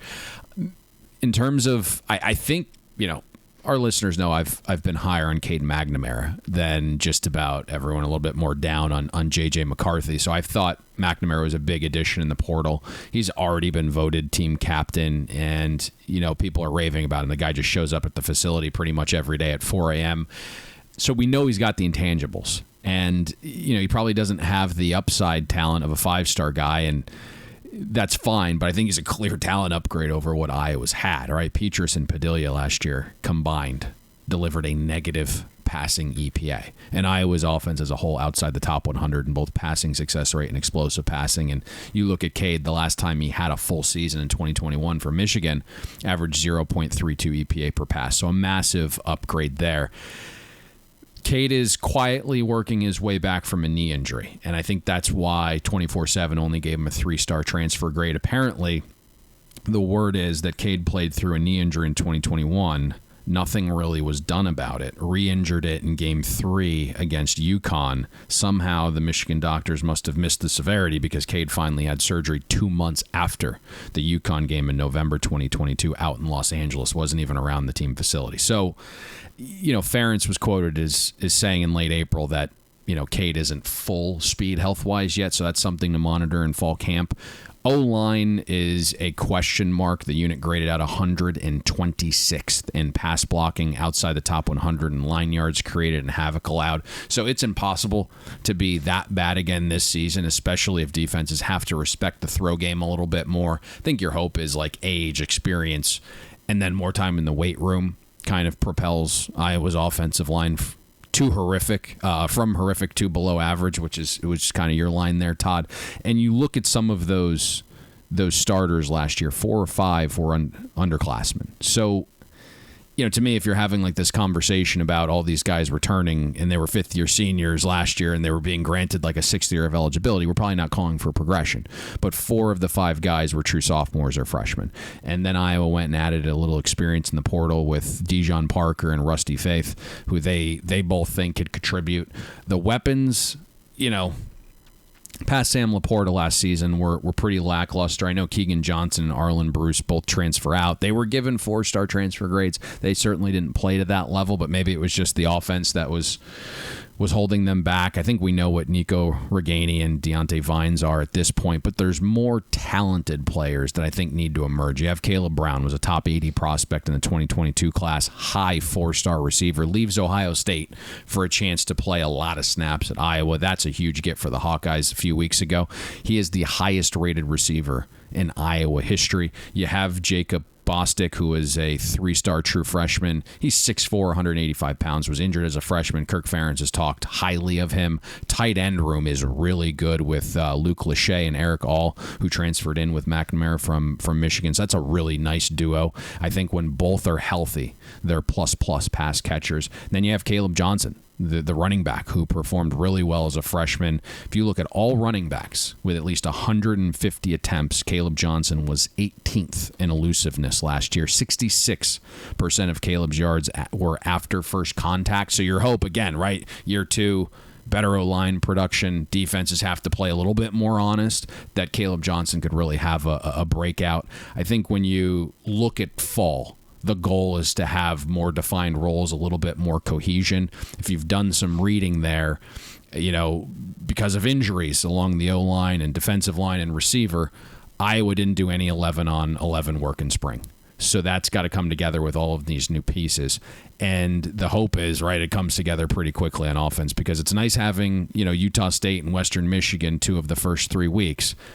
Neither have, good defenses that we're projecting. But past that, the other 10 defenses that Iowa's offense is going to face, very difficult, projecting each of them to finish top 50. On average, those 10 defenses project to be 26th in efficiency. So, Brian Ferentz has his work cut out for him here, even though there's an upgrade. There is no doubt about it. And I think you mentioned the offensive line and how last year there was inexperience there. But one of the bigger overarching questions, at least for me, when I look at the state of the program, Chris Doyle and his unceremonious exit there, obviously a mastermind in terms of strength and development for that particular position group that has been the hallmark, so to speak, for Iowa football in the past. Let's see if this O-line can take the next step and give Cade McNamara the opportunity to lead a balanced offense, should Brian Ferentz want to at least begrudgingly move into the 21st century. But, Brad, the reason that Iowa's offense hasn't been their Achilles heel is because of what Phil Parker has consistently done year in, year out in Iowa City with this stop unit. And last year was no difference, where Iowa held 9 of their opponents to 10 or fewer points. 2 of those were shutouts in wins against Nevada and Kentucky in their bowl game. The game against Kentucky may have set football back to the 1890s for those folks who subjected themselves to 3 hours of that game. When you look at the defensive counting stats, second in points per game allowed, second in yards per game, first in defensive touchdowns scored, and 11th in third down conversion percentage. The only programs that have allowed fewer points per game since 2016 are Clemson, Georgia, and Alabama. The problem, Brad, with all of that, those 3 programs have won 6 national titles between them. Iowa hasn't exactly gotten themselves into the college football playoff. But when you look at this team defensively, there's reason to believe that Phil Parker never has to rebuild. He just has to reload. But there is a high level of productivity that won't be back on this stop unit to start the 2023 campaign. Yeah, I mean, let's start with the first round of the NFL draft. Iowa loses a pair of kids. Now, Van Ness was not, quote-unquote, a starter, but you're still talking about a highly productive kid, 11 tackles for loss last year. Jack Campbell, linebacker, surprisingly goes in the first round, but still you're talking about the Butkus Award winner for the nation's top linebacker. Super productive, 128 tackles a year ago. He's gone. In the secondary, you lose a kid like Riley Moss who goes in the third round. He had, when you look at the counting stats, 12 passes defense for him. But you mentioned it. Even losing 3 high-caliber players like that, I'm not that worried. When you got a defensive mastermind in Phil Parker, a guy that's, led top 20 scoring defenses in 9 straight years, more interceptions than any team in college football the last 6 years. You mentioned a lot of the counting stats from a year ago. They were number 1 in the country in yards per play allowed, less than 4. I know they're playing Big Ten West teams, but still, they didn't get a lot of help from their offense. They're on the field consistently. I like, they're number 85 in returning production. Normally I'd be way down, and I do think the defense takes a little bit of a step back this year, but there's plenty of guys. Joe Evans at defensive end, highly productive career. Deontay Craig, 6.5 sacks. Defensive line, though, I do worry a little bit. Not overly big. Their projected starters are 246, 277, 289, and 266. It'll be interesting to see if some of the offenses, choose to lean on them a little bit as far as the run game. Top 3 linebackers are gone. Benson, in addition to Jack Campbell, leaves. I would say one of the bigger transfer pickups that's just not going to get a lot of play nationally. Nick Jackson from Virginia. 354 career tackles at Virginia, all ACC player. He's going to fill that void for what Jack Campbell leaves there. So I think that was a big pickup for Iowa. Secondary, I think will be just fine. They were a top 10 secondary a year ago. They had, gave up 13 touchdowns, had 15 interceptions. Anytime you have a positive interception to touchdown ratio, it says that you're pretty damn good. Cooper DeJean had 3 pick sixes. He leads the back end. Nwamka was a real high 4-star kid that they got a couple years ago. He's going to be a true sophomore. He had 1 start last year. It was the bowl game. He flashed. Pick 6 for him. Look for him to be, could be one of the emerging stars, and not only in Iowa, but maybe the entire Big Ten at safety. I'm going to mention this. I typically don't, but I consider punters to be part of the defense. I think they have the best punter in college football, Torrey Taylor. I'd be remiss not to mention him because he does set up the defense quite well. 77 punts inside the 20 the last 2 years. 77. He comes back. So, I think this is going to continue to be a top 10, top 20 caliber defense, even taking a step I don't back. want to take shots at Torrey Taylor and what he means to that Iowa defense, Brad, when it comes to creating field position, but it's also significantly easier when you can have a net punting average of 19 yards, knowing that Kirk Ferentz is going to punt in plus territory at the 37. You loft one up there, hope for the fair catch, and you're able to pad those punting stats on a week-in, week-out basis.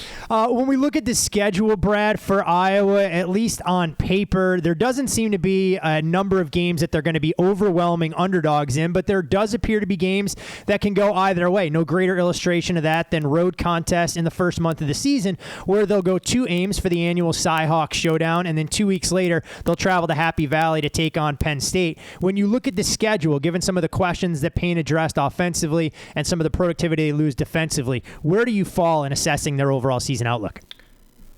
So I've come around a little bit. I was one of those guys that originally bet under 8.5. Thought it was a little high. I was like, wow, I'm not sure that I see 9 wins.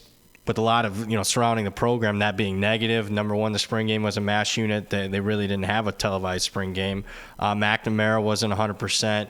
Off the field, you got not only the contract stipulations, the nepotism with Ferentz, but AD's gone. You got this, we'll mention this more probably as we get close to the season and in the Big 12 preview with Iowa State, but you got this quote-unquote gambling thing going on, scandal in the state of Iowa. So I was relatively negative on Iowa, but, man, going through their team, what they got back, I do think the offense has improved. I think the defense doesn't take a big of a step back as I originally anticipated. If you can find it, it's heavily juiced. I would play back a little over 7.5. what I have done, and that's what, if you can still find over 7.5, that's where I'm at. Such an interesting team, because as we always talk about, if they ever get a pulse offensively and the defense continues to perform at a high level, they become a team that's extremely formidable, at least now in the current landscape of the Big Ten West. The problem is for them when the schedule gets more difficult and they have to try and compete in a 16-team league where teams can actually complete forward passes and score more than 3 touchdowns a game. We'll see if Iowa is able to match score for score in that particular environment. But when you look at the landscape of the Big Ten West and teams that are built a certain way, there's no greater illustration than what PJ Fleck has built going into his 7th season in the Twin Cities with the Minnesota Golden Gophers. This is a team whose win total sits at 7, 50-1 long shots to win the Big Ten. They were able to put together their 2nd straight 9-win season, although PJ Fleck still seeking his first win versus Iowa during his time as head coach up there. When you look at Minnesota offensively, it was the first time that they were in the top 4 as far as Big Ten teams in points per game since 2019. There wasn't another Power 5 team that threw the ball fewer times than the Gophers last fall. And when you look at some of the biggest changes at key positions for Minnesota, reason for optimism that this offense could be a little bit more dynamic.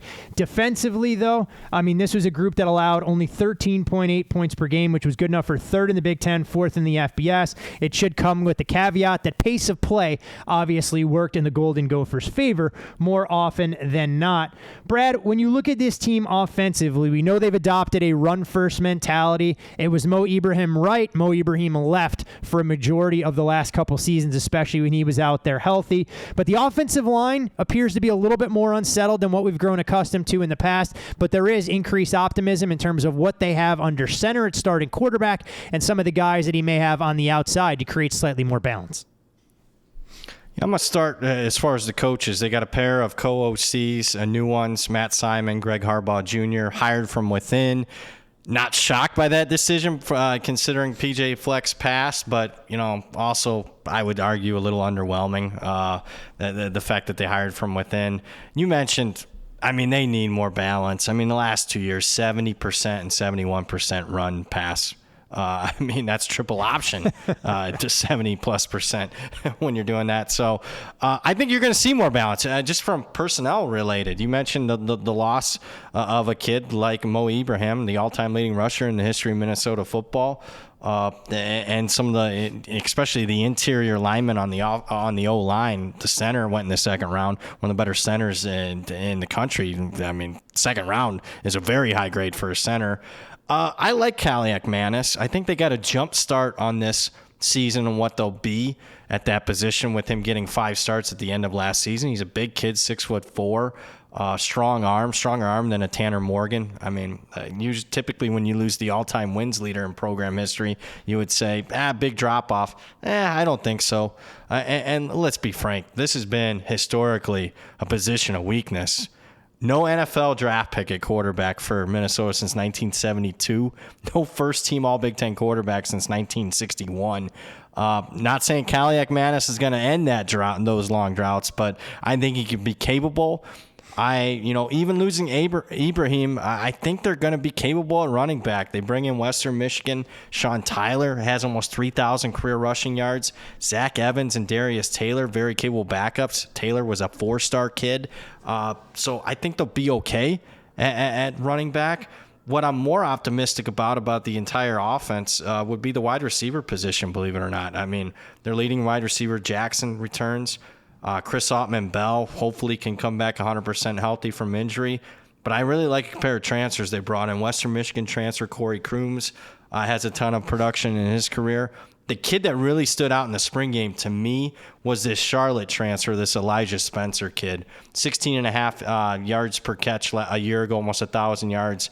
Really dominated the spring game. So I think they hit a home run there in the portal. You mentioned, the offensive line, extension of the offensive line is a tight end. I actually think they use him more in the pass game and Brevin Spanford. I mean, the coaching staff feels he's the 2nd best tight end in the country behind Brock Bowers. So they at least have a legitimate target there. He's 6'7". Offensive line, he does take a step back for me. But, man, they're still huge. 6'6", 318 is the average starting lineup, it looks like. So I think this offense, even though I've downgraded them a little bit, I think that it's not going to be too big of a step back, losing a couple of multiple-year starters at quarterback and running. I know Minnesota fans might take umbrage with this, but whatever happened to that Twin Cities toughness? You're playing the spring game in a climate-controlled environment where it's nice and warm. Go out there, shirts optional. Rain, snow, sleet, let's go, boys. Go out there, tough it out, and take advantage of exactly the kind of mentality that PJ Fleck has built into this program. And Payne, some of Minnesota's success obviously comes from a defense that typically flies under the radar. Joe Rossi, the defensive coordinator, we know what the counting stats suggest. And again, you do have to be very careful about it, knowing how slow Minnesota plays, how run-heavy they are, that those numbers can be a touch inflated just because that group is never really on the field. One area, though, where Minnesota has typically struggled has been in the pass rush. The 118th nationally in sacks, and made it a primary point of emphasis this offseason. When you look at Minnesota's ability to rinse and repeat some of the counting numbers we've seen on the defensive side to make life easier on the offense, are you optimistic that they can do that, or do you think this is a group that it's a wait-and-see type approach? I think with Joe Rossi, you have to have faith, right? I mean, this is a guy we've been praising for years, and I know Brad feels very strongly about him as well. And candidly, I think we're all pretty shocked PJ Fleck's been able to hold on to Rossi, that, bigger programs with larger money haven't picked him off. And you could just tell, right? I mean, you go back to, I think, our preview series in 2019, we're like, Joe Rossi immediately, the moment he became interim DC in 2018, you saw the shift. And then you have back-to-back top 10 defenses and schedule-adjusted efficiency, not just the counting stats. And, Minnesota isn't landing like a slew of 4- and 5-star recruits. Joe Rossi's developing them. He's finding scheme fits. He's getting guys drafted because he's developing these kids. Now, a lot of turnover this season. Outside the top 90 in returning defensive production, you hit the area of focus for PJ Fleck and Joe Rossi right off the bat, and it's about pressure. And I think both are pretty cognizant that corner play could dip a bit in general, and so creating more negative plays and pressure has to happen. It's shocking, but Minnesota finished with a top 10 defense last season despite being outside the top 100 in defensive line havoc, tackles for loss, and passing down sack rate. So, that's probably not going to happen again. So the pass rush has to come from somewhere. Ja Joyner is a redshirt sophomore. Staff loves him. Only played 300 snaps last season. Expect that to double barring injury. Joyner was Minnesota's best pass rusher. Nearly 17% pressure rate on pass rush snaps. Kyler Ball along the defensive line, he's an important piece, especially inside with Trill Carter transferring out. Lots of talk about Logan Redding taking that leadership role and being the go-to guy along the D-line. I don't know. He's more of an edge setter to me. Really need to have, I think, a surprise season from the 4-star Anthony Smith. He was a top 24/7 player in the 2022 class, so that light switch got to flip pretty quickly. There's questions, right? You got two good guys in the secondary. You got Tyler Nubin, you got Justin Wally. Who wins the number 2 corner spot? Let's see what happens there. You got 3 guys in Watson, Kelly, and Fleming kind of all vying for that position. Jack Henderson's projected to be the starting slot corner for Minnesota. He was an all-conference player at Southeastern Louisiana. I think as much as we love Joe Rossi, you have to project a dip here defensively. I think Minnesota falls outside the top 10 for the first time in 3 seasons. We're projecting Minnesota somewhere in that 16 to 22 range with questions at corner, right? Both with the number 2 and the depth. I just think not being able to get pressure will hurt far more than last year. You saw even in the spring game, you stick Tyler Nubin out there, who's a safety, and there's a corner breakdown on one of the first plays. He hits a 50-yard touchdown to a starting safety. They're just trying to praise him for coming back when he could have left in the transfer portal or gone pro. Probably, you're looking at the schedule here. That ticks up as well year over year. 3 top 15 offenses on Minnesota's schedule. When you pinpoint a few other important games, I believe Iowa's offense upgraded, right? We just talked about that. When Minnesota plays Wisconsin, probably factored in lightly, right? Knowing the Badgers are completely changing their offense. If you're Minnesota, you want that game early in the transition, not the final game in November. The other factor here, Minnesota's defense spent the 4th least time on the field in 2022. Todd, you hinted at that at the top. I think with a more talented QB and receiver play, it's an extremely safe bet. We're going to see Minnesota's pass rate over expectation increased dramatically this season, which correlates to more time spent on the field for the defense. So I do think we see Joe Rossi's defense dip a little bit. Well, and if Minnesota has questions about the secondary, you may as well circle that Week 3 matchup where they'll go on the road to Chapel Hill to take on an NFL caliber quarterback and what we can assume can be pretty ideal elements down there in Chapel Hill against the North Carolina Tar Heels. So that'll either expose them or show that Minnesota has been able to address some of the concerns we have about that defensive back end. But for the Golden Gophers, you talked about when you draw opponents, maybe a fortuitous bounce, the team that they'll play Week 1 of the season, that of course being the Nebraska Cornhuskers, who will go through a change atop their leadership totem pole with Matt Rule coming in from the Carolina Panthers. And when you look at Nebraska's win total, 6.5 shaded to the under, 50-1 to win the Big Ten. And Payne, we have a chance for a little bit of a mulligan here. We can buy stock in the Nebraska football program again and kind of go with a weighted cost averaging approach that didn't pay dividends with Scott Frost. But for the Cornhuskers, you may want to avert your ears. 6 consecutive losing seasons in Lincoln. We've seen Matt Rule have his impact felt, but it typically takes him a little while to get things going and instill the kind of culture that he's looking for. Nebraska went just 16-31 during Frost's 5 seasons in Lincoln, the second worst record in the Big Ten over the span. Only program with fewer league wins since 2018 is the football juggernaut in Piscataway, New Jersey, known as the Rutgers Scarlet Knights.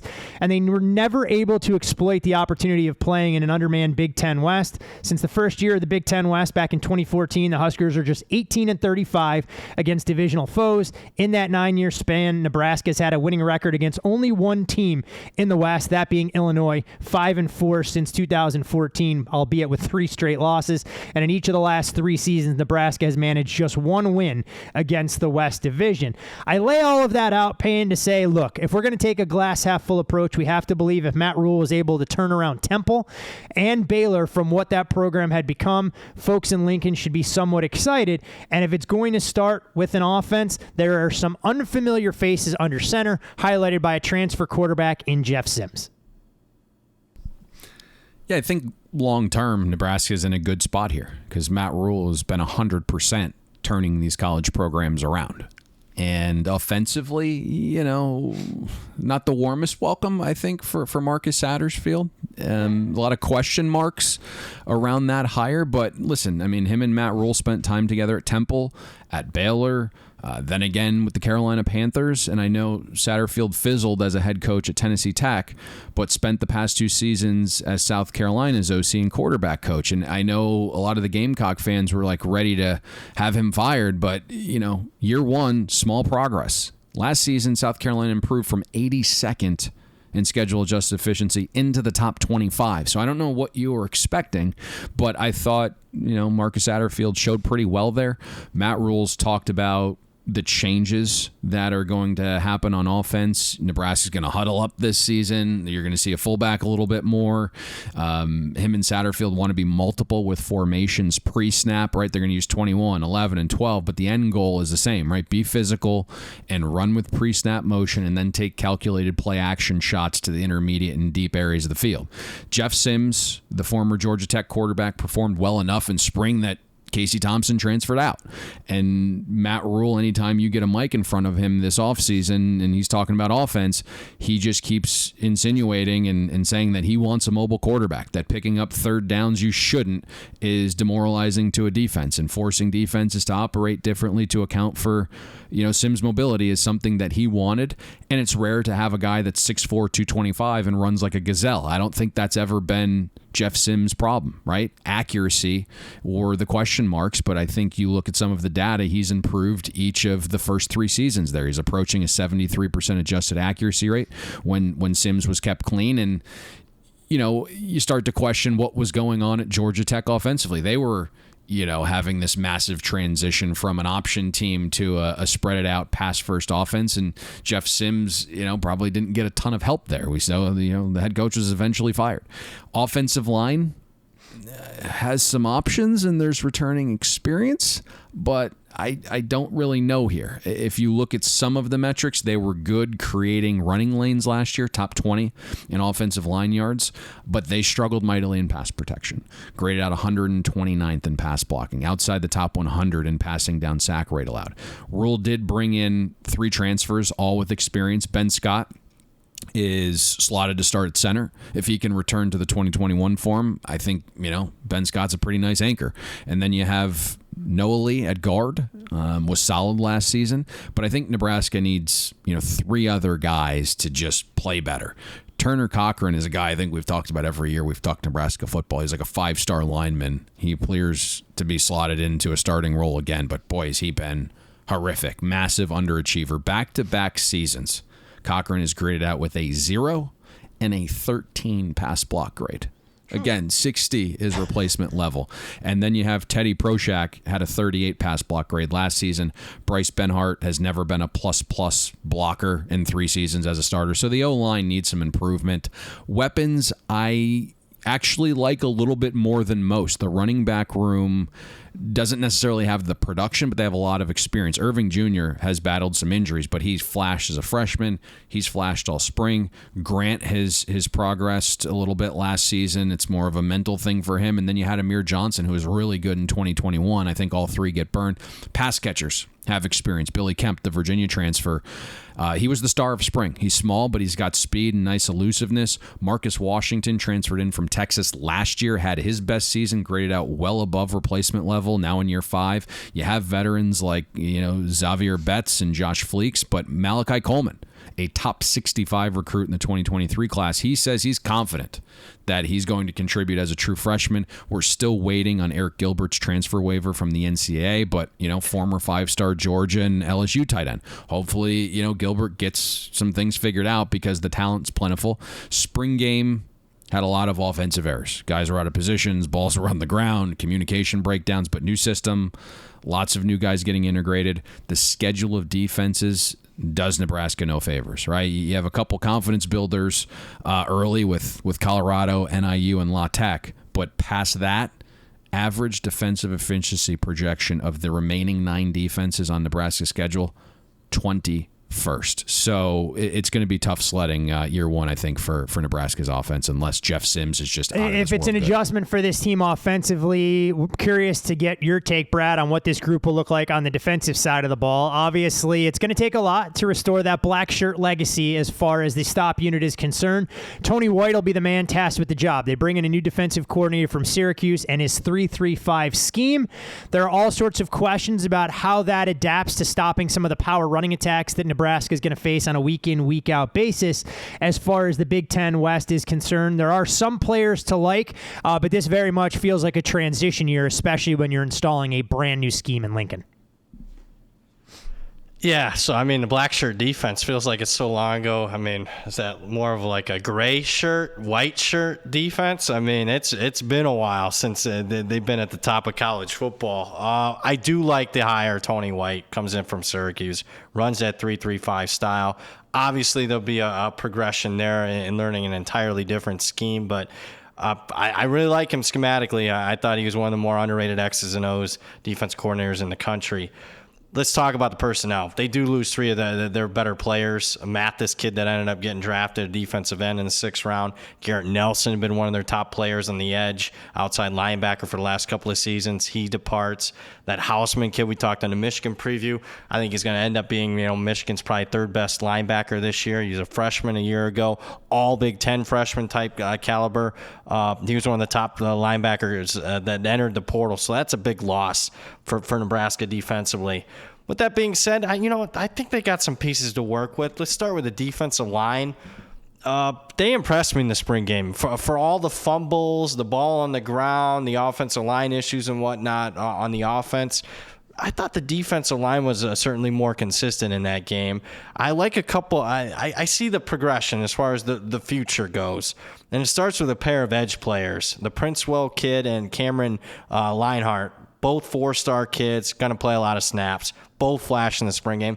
Both, were right there in the mix. If not in the starting lineup, but were the first guys, mixed in the rotation there. Linebacker core is deep. Luke Reimer and Heinrich have been there forever, multiple-year starters. But they might, both of them, at least one, maybe both get passed up by more talented guys, including a kid from Georgia, MJ Sherman, that transfers in. A Bullock kid, a former walk-on, had a big spring. He's not a big size kid, 6 foot 215. He might be penciled in as far as that starting rotation. Secondary's got all 4 starters back. It was an average secondary a year ago, in my opinion. Got a couple of solid cornerbacks. The Buford kid at safety was a player that caught my eye. So there's things to work with here.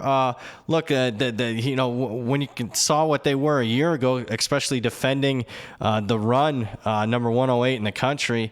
I mean, they got a pretty low bar to pass here to be, better than what they were the last couple of years. So I actually upgraded Nebraska's defense about a point compared to what they were. Brad, with their win total suggesting that bowl eligibility should very much be in the equation for Nebraska as they go through a transition year. Scott Frost handing the baton off unceremoniously to an interim head coach last year, and of course Matt Rule being given a somewhat decent runway to obviously rebuild them into something significantly more than what we've seen in recent years. What's the overall outlook as far as Nebraska and what you've seen in the win total market? I bet under 6.5. Call me skeptical, but I mean, a team that hasn't been there for 5-6 years, and now all of a sudden has to double their win total, more than double their win total to get past it. I get it. There's been a lot of. I don't think it was bad luck. I just thought it was bad coaching as far as the close game record the last 5-6 years.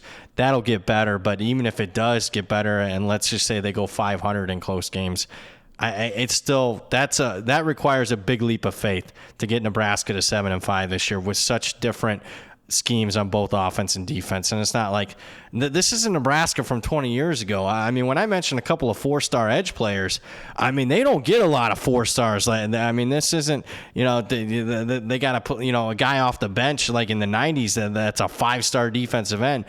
High 4-star kids are at the max, and they're not getting those on a consistent basis. Their blue chip ratio is nowhere near, the other top 15, 20 programs. By default, this team has to be better on special teams. We know Scott Frost was about a -37. It felt like every game they were constantly digging themselves a hole. We'll see if those momentum plays swing a very different direction. Final team, guys, we have on our schedule of deep dives would be the Wisconsin Badgers, and they're going through a transition in their own right. Luke Fickell comes over from Cincinnati. He'll be in his first season. Did kind of take over as the de facto head coach along with Jim Leonard in the bowl game. Their win total sits at 8.5. It's shaded over 12-1 to win the Big Ten. It's a program that finished 7-6 last year. A .538 win percentage was the worst for Wisconsin since 2008.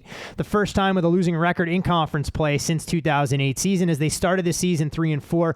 Did finish a little bit better. What I found interesting in an article in The Athletic, apparently Luke Fickell has instilled in a very short time a high level of accountability, intensity, and energy that has created a level of unparalleled excitement. Take it for what it is. Obviously, there's a little bit of fluff in some of those puff pieces out there. But what I found most interesting in that story is that they've tried to institute a no elevator rule. They want players to take the stairs rather than the easy route. We'll see if some of that actually translates into their on-field performance. And what I found really interesting about what the Wisconsin coaches were going to do, they didn't incorporate any sort of conditioning in their spring practice. They said that the practices were performed at such a high level that conditioning was going to come along with execution and accountability on the football field. When we look at Wisconsin offensively, Payne, Phil Longo comes over, and we're going to see the Badgers go through a complete 180, a throw-first mentality. They still want to be a power run game, but they're going to have some actual passing as a component of what they do. Tanner Mordecai, responsible for ushering in this new regime, skill position weapons. There are a few pieces to be excited about, but we talk about this all the time. It takes a little bit if you don't necessarily have that personnel and depth. Do we think Phil Longo can be successful in his first trip with a transfer quarterback under center? It's all those extra steps that'll help with the conditioning for the tempo. I mean, I might make it up till the fourth floor, even for the 300-pound offensive lineman. Just elevator from the first to the second doesn't feel like it's that big a sacrifice for those guys. No, and you just remove all of the risk of being stuck in an elevator. You're always taking better than being stuck in a submarine. Oof. Yeah, a little too soon. Too soon.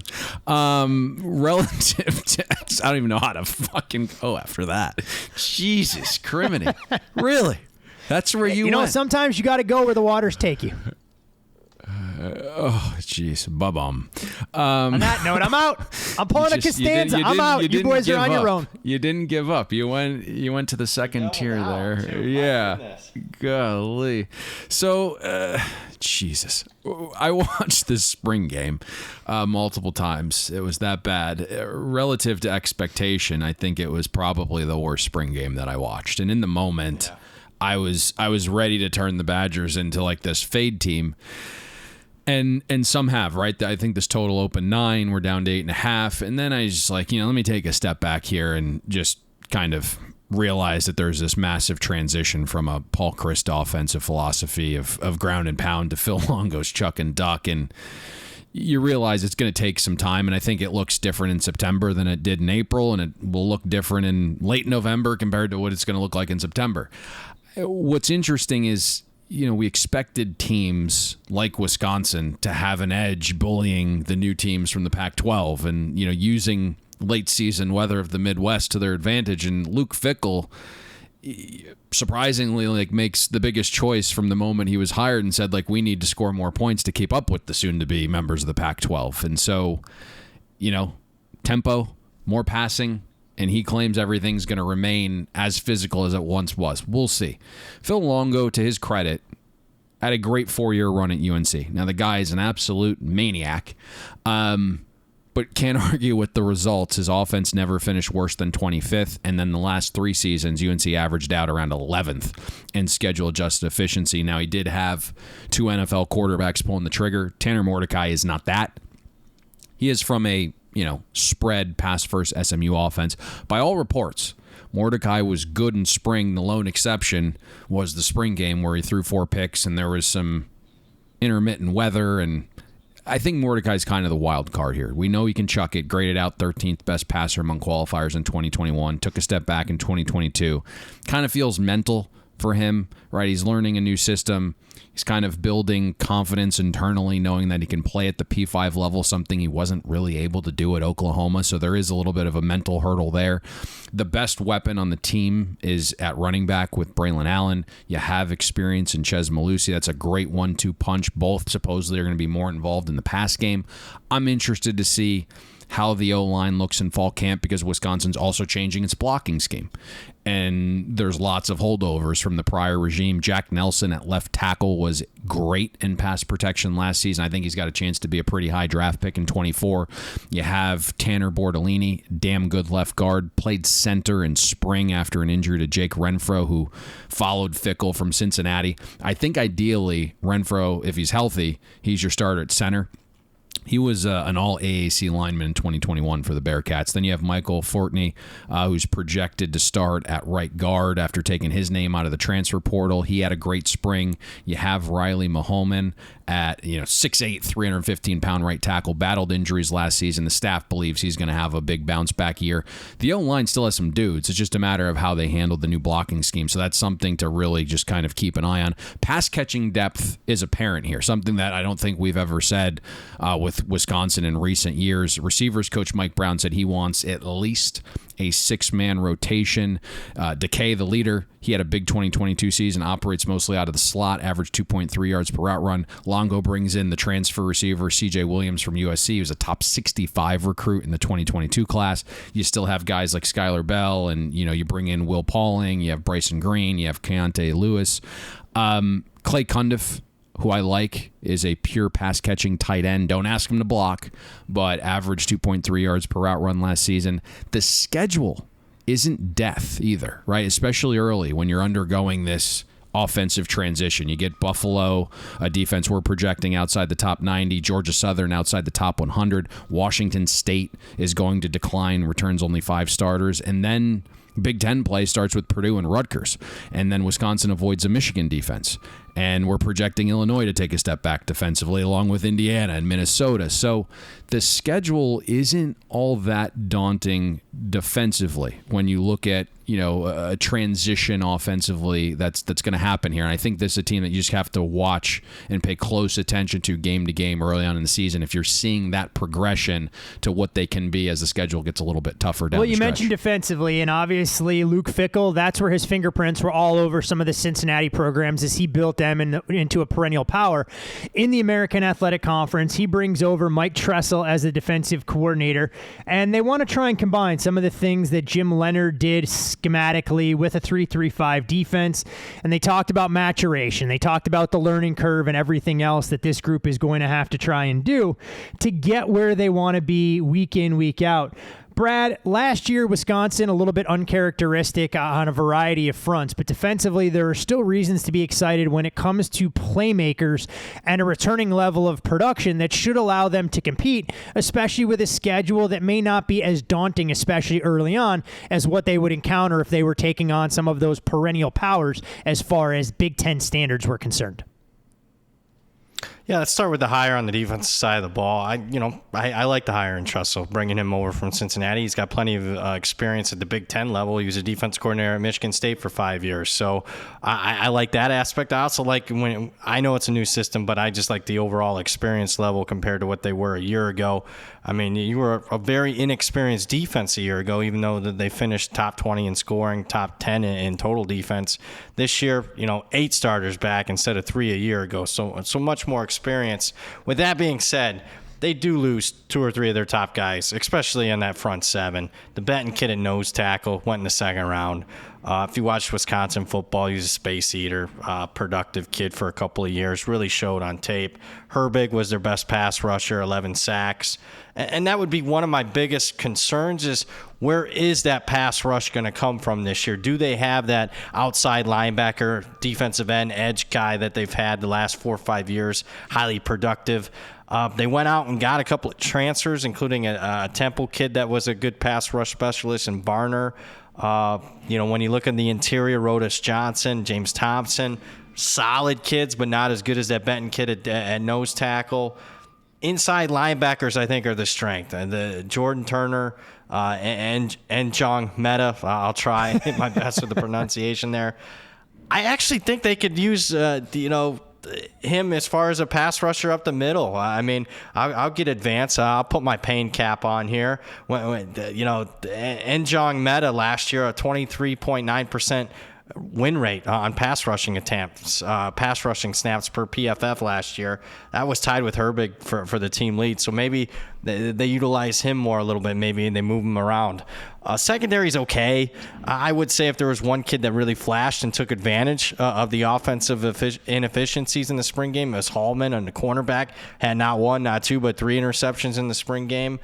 So I think even though you got an entirely different coaching staff, I like what I'm hearing as far as them saying that they want to keep some of the concepts similar to what they were the last 4 or 5 years, and why not? It's been a successful defense, so I actually upgraded them slightly on the defensive side of the ball. Such an interesting program. We've grown accustomed to Wisconsin kind of being the same, that maintaining the DNA regardless of who their head coach had been, from Barry Alvarez, Paul Chryst, etc. Obviously, last year there was that high level of frustration. They make the change in the middle of the season. I think a lot of us expected Jim Leonard to get even more consideration to be head coach. They go in a different direction, bring in Luke Fickell, and it's hard to argue with what Fickell's been able to accomplish in the modern era of college football to take a non-Power 5 team into the college football playoff, consistently put players into the National Football League, and get them drafted in the first round. I'm very interested to see how this footprint changes from where Wisconsin has done a lot of their recruiting. One of the main things that Fickell has said is that he wants to continue to recruit Ohio and steal players from Ohio State, and obviously talked a little bit about the hotbed that can be Chicago, the surrounding suburbs, and the Catholic League there. That's only a short 2.5 hour trip up to Madison. So clearly a program that'll be very interesting and a new offense that I think every college football fan should be curious to watch unfold. You can follow Brad on Twitter at BradPower7. You can follow Payne there as well at Payne Insider. I'm Todd Furman. Follow me there. Most importantly, follow the podcast at Bet the Board Pod. And gentlemen, we've concluded the deep dive portion of the program, but there were 2 other programs that I think were worth mentioning, at least in a limited capacity.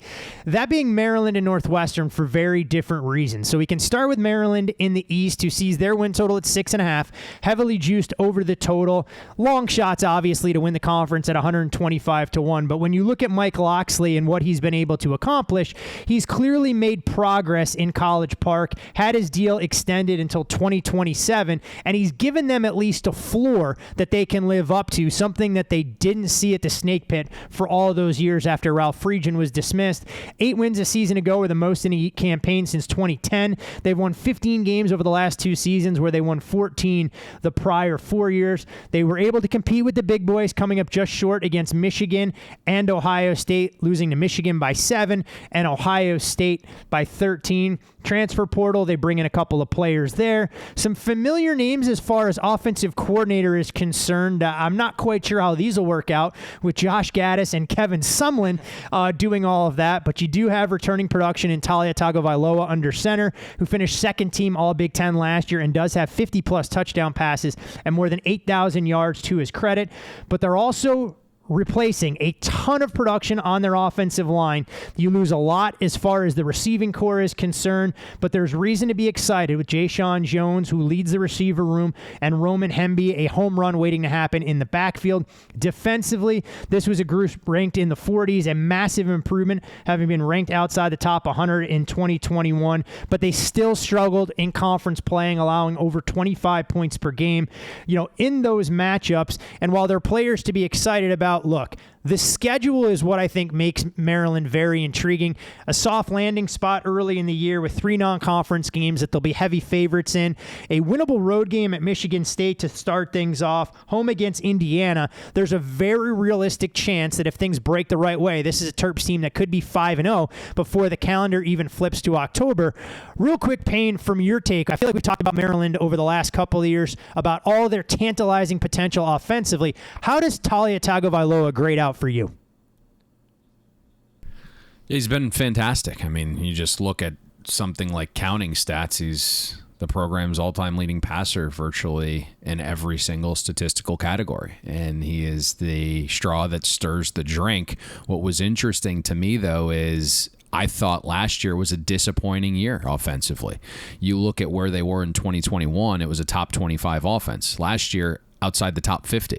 And really, the Terps became an under team the back half of the season, and it was their defense that helped them have one of the best seasons in recent times.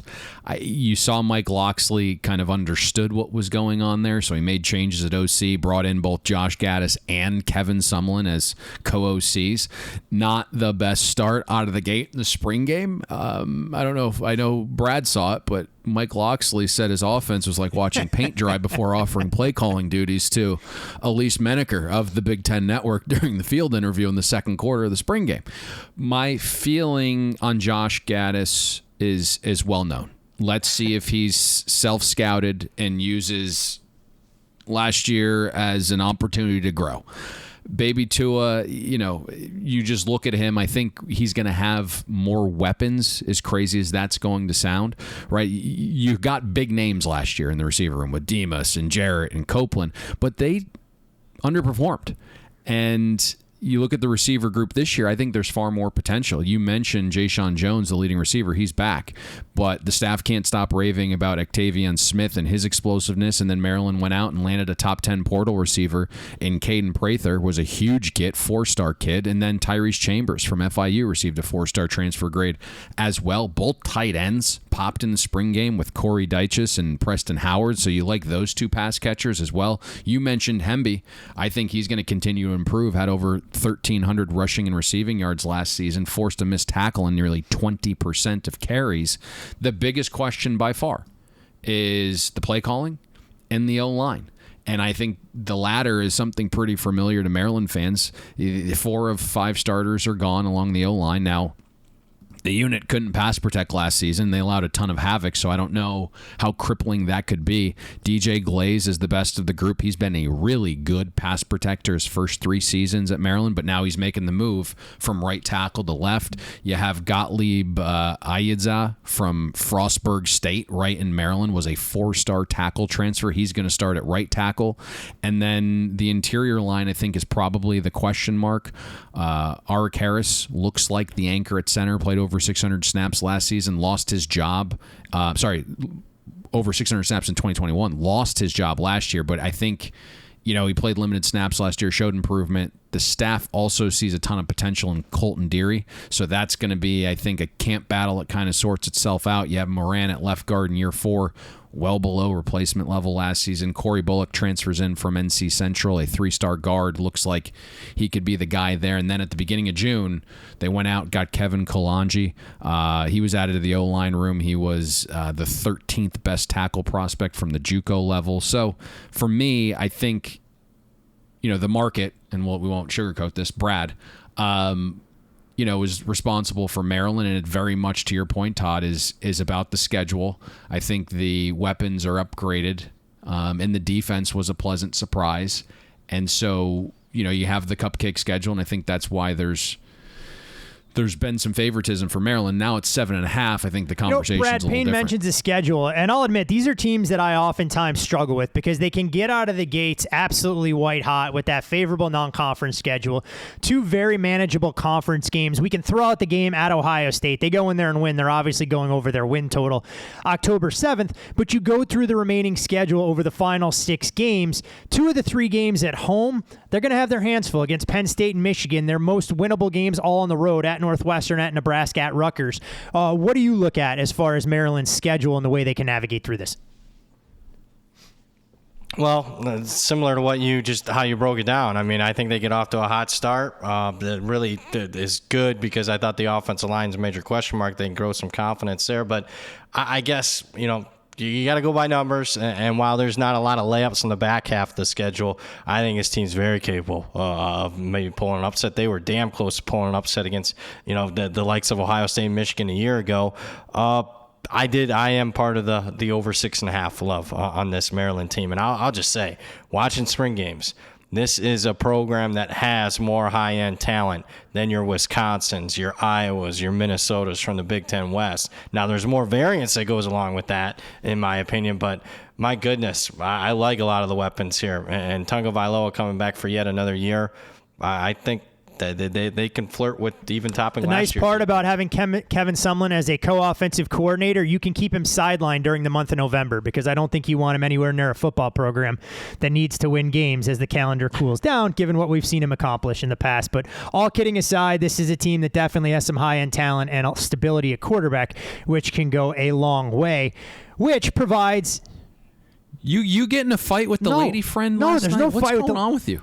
Just I'm taking on the shots road at here. everybody. I take shots. Kevin Sumlin catching strays, unfortunate situation. Well, in the seas, I take shots, and I've had a love-hate relationship with, the Kevin Sumlin-led Texas A&M Aggies. I told you this story before, Payne. I called them the most overrated program in the country years ago when I was first breaking in to TV. They put a poster with my quote up in their locker room. What happened after they put that poster up? They finished the season 1-5, fell completely out of the top 25, and it was pretty much the beginning of the end for his time down there in College Station. My sister went to Arizona, grew up hoping that he could resurrect that program. Didn't happen, so here's a guy with another job. Maybe this is a chance where he can build his career back, leading Tua Tagovailoa if he gives Josh Gaddis the ability to call plays.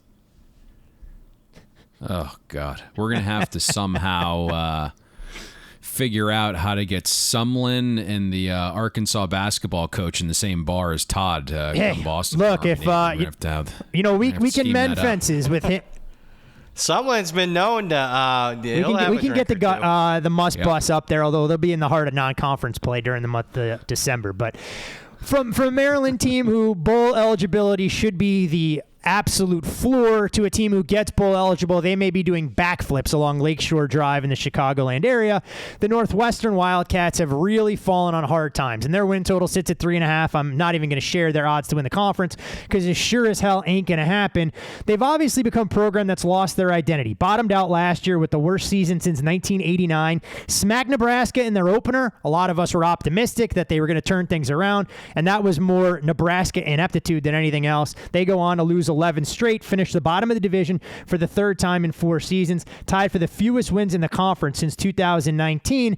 And obviously, you can only fall on the sword for so long, saying they're going to be limited in the portal because of rigorous academics. This is a program that still has some money. They built a beautiful facility along Lakeshore Drive. For those folks who haven't seen it, I encourage you to check that out. It's a hell of a lot better sightline than you're going to get in some college towns. But the offense was nowhere near capable last year, 12th nationally. 128th nationally in scoring, 123rd in yards per play, 130th in turnovers. Failed to score 10-plus points in 6 of their last 8 games. Turnover margin dreadful. 5th fewest touchdowns. They need to replace a unanimous All-American along the offensive line. Now, they did bring in a transfer quarterback in Bren Bryant. They brought in A.J. Henning from Michigan, so maybe there's a little bit of a hope for spark there. But the bottom line is, Brad, this Northwestern program over the last couple of years looks a lot more like the team that I grew up watching in the late 80s, where we could leave my house, get to a game 15 minutes beforehand. My dad never wanted to go in and see kickoff because he said the highlight of going to a Northwestern game was grabbing a hot dog in the parking lot at Mustard's Last Stand. Oh, wow. Tough to follow up on that. I'll keep it relatively simple and short. What has happened?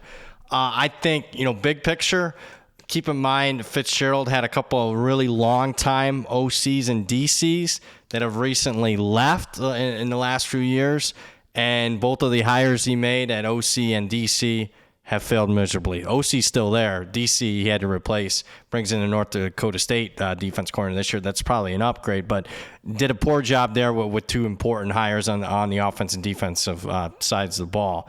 Quarterback position's been atrocious. You mentioned they're bringing in a transfer. They've been bringing in transfers last 3-4 years. None of them really worked out. Last year, 10 touchdowns, 17 interceptions combined from that position. Has to be better.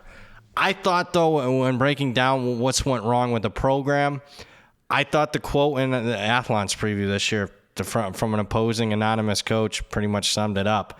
Last couple of years, there's been a noticeable decline in their quality as that smart and physical team that's going to make you earn it. Maybe they don't have that chip on their shoulder anymore.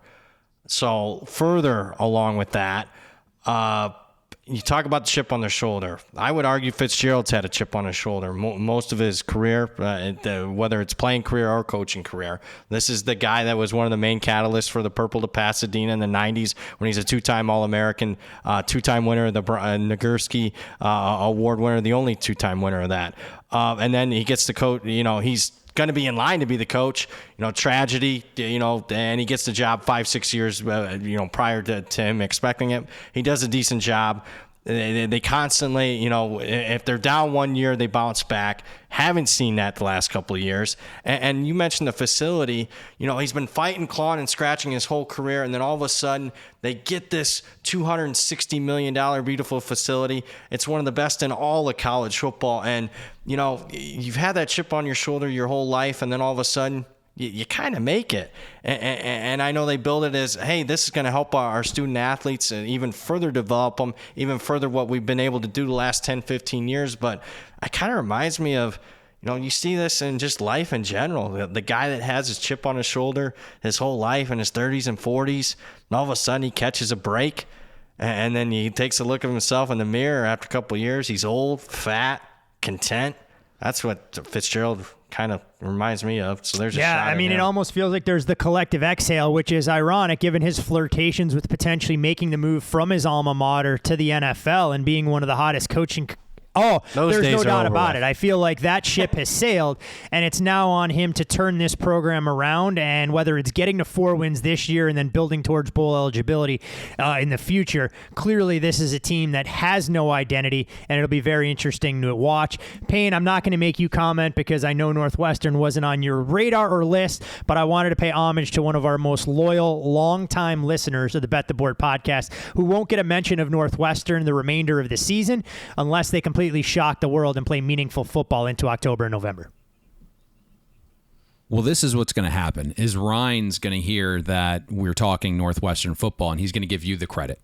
In reality, what should happen is I should get the credit because my response via tweet is what triggered this. Todd simply was like, I'm just going to say, fuck Payne. We're going to talk about it anyways. So that's why we're talking about Northwestern here, Ryan. It's not because the goodness of Todd's heart, as you've kind of heard him throw shots here the last 15 minutes at everyone and everything going on in the world right now. Hey, look, we did that, and you also, to your credit, you went outside the realm of your normal contract. You fully engaged in Iowa Hawkeyes conversation after swearing them off this podcast for stretches last year, and you even had nice things to say about what you believe the offense can be with Cade McNamara. So this is a brave new world we're entering, Brad, and maybe because it's the offseason and Payne's had a chance to get proper rest each and every week, it's a softer, gentler version because we know he's going to sharpen those edges as we get into September, and that sleep schedule goes to 2 or 3 hours a night, and he's looking to bite our heads off with inept offensive play week in, week out, especially on Saturdays. Hey, it's just what happens. I mean, Brad knows all too well. The grind times content, it becomes a little bit more difficult. We are spruce. We are energetic right now, but by about week 7, we're going to lose the liveliness. Week 7, I'm max betting the under. I was going to set that at 4.5, and I was going to juice it under minus 145. If we're still lively in early October, we're definitely doing things the right way. And if you're doing things yeah, if we're counting the 9-week zeros that have now been implemented into college football, you're probably right. And if you're looking for something lively, obviously follow everyone on Twitter at BradPower7. You can follow Payne there at Payne Insider. I'm Todd Furman. Most importantly, for all things Bet the Board, at Bet the Board Pod. But gentlemen, we have one final order of business, and you two, in a collaborative effort, I will allow you to put your heads together as far as win total, future, or other nugget that you would like to share with our loyal Bet the Board listenership. I'm going to cue you guys up, actually, because I've been running out of things to listen to during my walks. And so I've listened to the G5 previews 2 times each now. They were fantastic. And as I was listening to one of the conferences, I kept thinking that this particular team was going to be the best bet, and you guys went in a different direction, and so it kind of had me scratching my head. And then this morning, as we were looking for a Big Ten win total, we kind of all came to the conclusion that there might be 1 or 2 that offered about a quarter game edge, but there was better out there. And so we navigated to the desert. And so I will let you two discuss the win total that all right, Mr. Brad, the floor is yours. Yeah, so we're going to go to UNLV, and we're going to go under 6.5 wins, available at a few spots. You're going to have to pay a little bit of juice, minus 150, showing right now at FanDuel. But Payne talked about a quarter of a win edge. Even though you're paying heavy juice, we value a half win, at least 70 cents. I'm here to tell you, after going through, this is, we did the Mountain West about a month ago. I already had bet this. I like it more now after going through the Mountain West. And a lot of it has to do with, teams that really bottomed out last year in that conference, the Colorado States, the Nevadas of the world, that happened to show up on UNLV's schedule this year. And I think it's going to kind of make it a little bit more difficult than even I, originally anticipated. First, though, with UNLV, if you're not familiar, new coach, they fire Marcus Arroyo. Surprisingly to some, I wasn't that surprised. I thought it was a good move to go to Barry Odom. Even though I like the coaching hire, this is a lot to ask of a UNLV program that's only topped this win total once in 22 years. You look at the personnel, quarterback's a question mark, even though Brunfield comes back. Can he stay healthy? It's going to be a major question mark because I don't think the offensive line's overly that good. I do like their offensive coordinator hire, but he's relatively, a young guy, and this is his highest level of calling plays. Defensive coordinators, another, question mark there, another young kid on that side of the ball. But I think more importantly, you just look at the schedule.